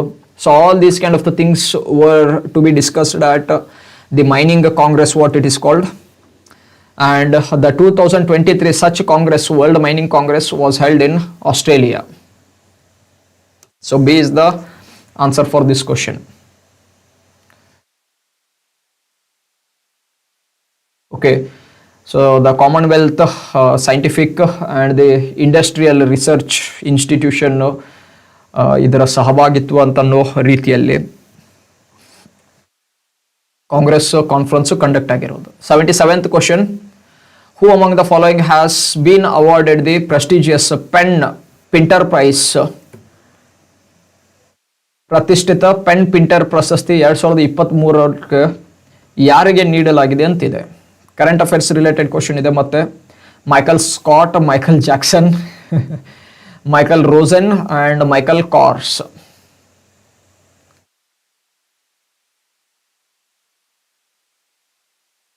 Okay, so current affairs related question. But ಇದೇ ಕ್ವಶನ್ ಯಾವುದಕ್ಕೆ ಕೊಡ್ತಾರೆ ಅಂತ ಅನ್ನೋದು ಈ ರೀತಿನೂ ಕ್ವಶನ್ ಫ್ರೇಮ್ ಮಾಡಬಹುದು. ಇಲ್ಲಿ ಫ್ರೇಮ್ ಆಗಿರುವಂತ ಕ್ವಶನ್ ಯಾರಿಗೆ ಕೊಟ್ಟಿದ್ದಾರೆ ಅಂತ ಹೇಳಿ, ವೇರಿಯಸ್ ಪ್ರಶಸ್ತಿಗಳನ್ನ ಯಾವ ಸ್ಟ್ರೀಮ್ಗೆ ಕೊಡ್ತಿದ್ದಾರೆ ಅಂತ ಅನ್ನೋದು ಗೊತ್ತಿರಬೇಕಾಗತ್ತೆ. Okay, so PEN Pinter prize ಅನ್ನ 2023 ಕೊಟ್ಟಿರೋದು ಮೈಕಲ್ ರೋಸನ್ ಅವರಿಗೆ.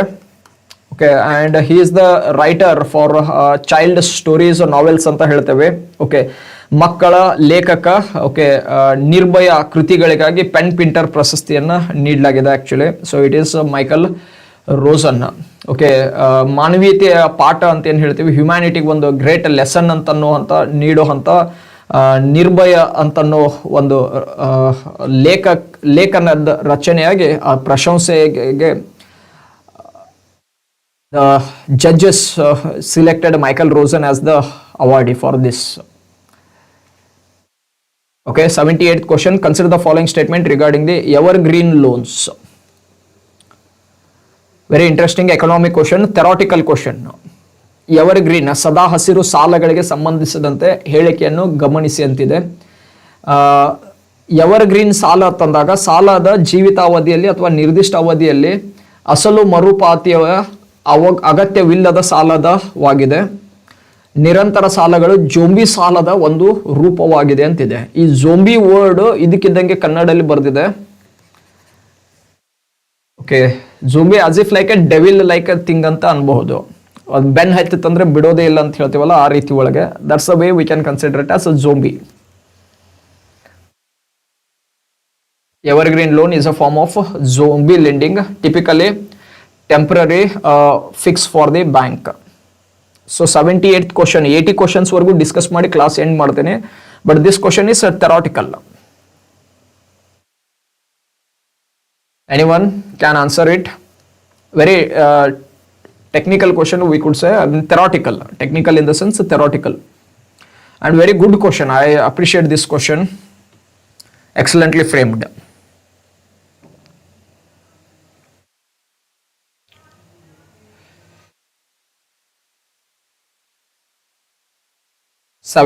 ಗೆ ಸಿ ಅಂತ ಹೇಳಿದ್ರ. Okay Sneha, you have taken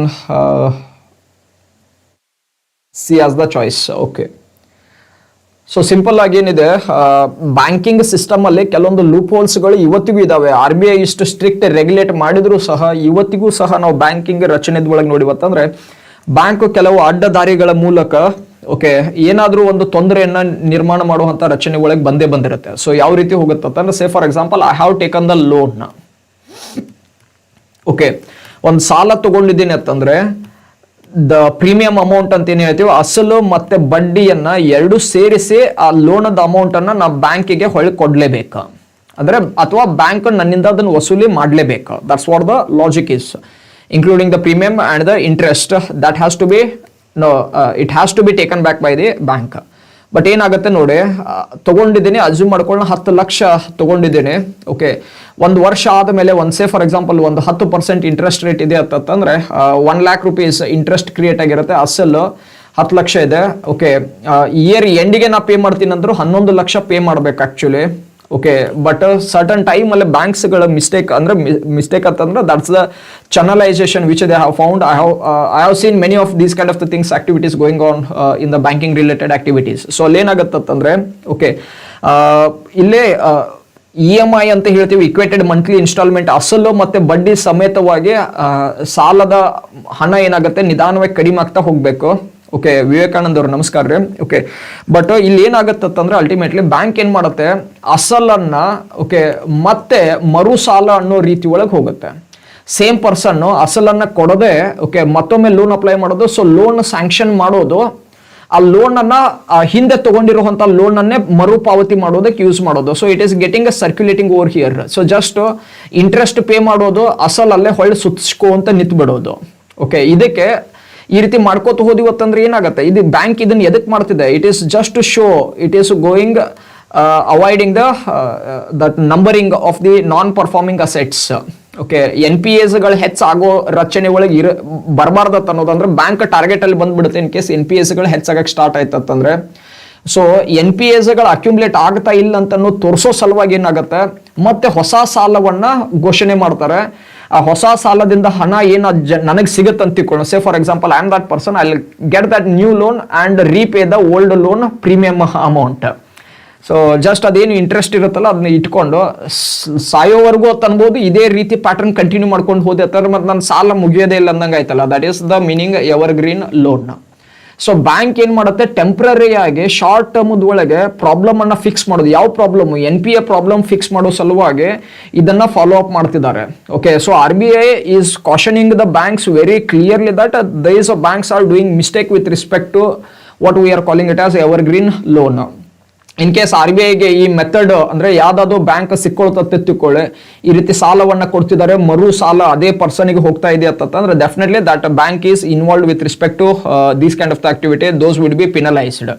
so ಅದಕ್ಕೆ ಕರೆಕ್ಟ್ ಆನ್ಸರ್ ಇದಕ್ಕೆ ಕೊಟ್ಟಿರೋದ್ರೊಳಗೆ ಎರಡು ಸ್ಟೇಟ್ಮೆಂಟ್ ಕರೆಕ್ಟ್ ಇದೆ ಇದರಲ್ಲಿ. Okay, I hope you got that logic, the concept, the way it is working on. All right. 79th question, Mahatma Gandhi Marine National Park is located in a very famous national park. Marine National Park is located in which of the following? Tamil Nadu, Puducherry, West Bengal and the Andaman Nicobar. Okay. So I'll disclose this answer. The Mahatma Gandhi Marine National Park is located in the Andaman and Nicobar Islands. Easy question ide, direct age. Just see how many national parks are there in the Andaman and Nicobar, and if possible try to even remember the names. Last question I'll discuss for today. Recently Kadangi sari has been awarded as a GI tag which belongs to which of the following state? ಕಾಡಂಗಿ ಸೀರೆ ಅಂತ ಅನ್ನೋದು GI tag ಅನ್ನ ಪಡೆದಿದ್ದು, geographic indication status ಅನ್ನ ತಗೊಂಡಿರುವಂತದ್ದು.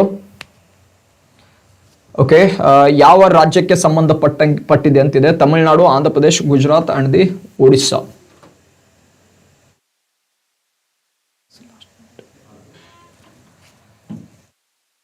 Okay, so the correct answer for this question is Tamil Nadu.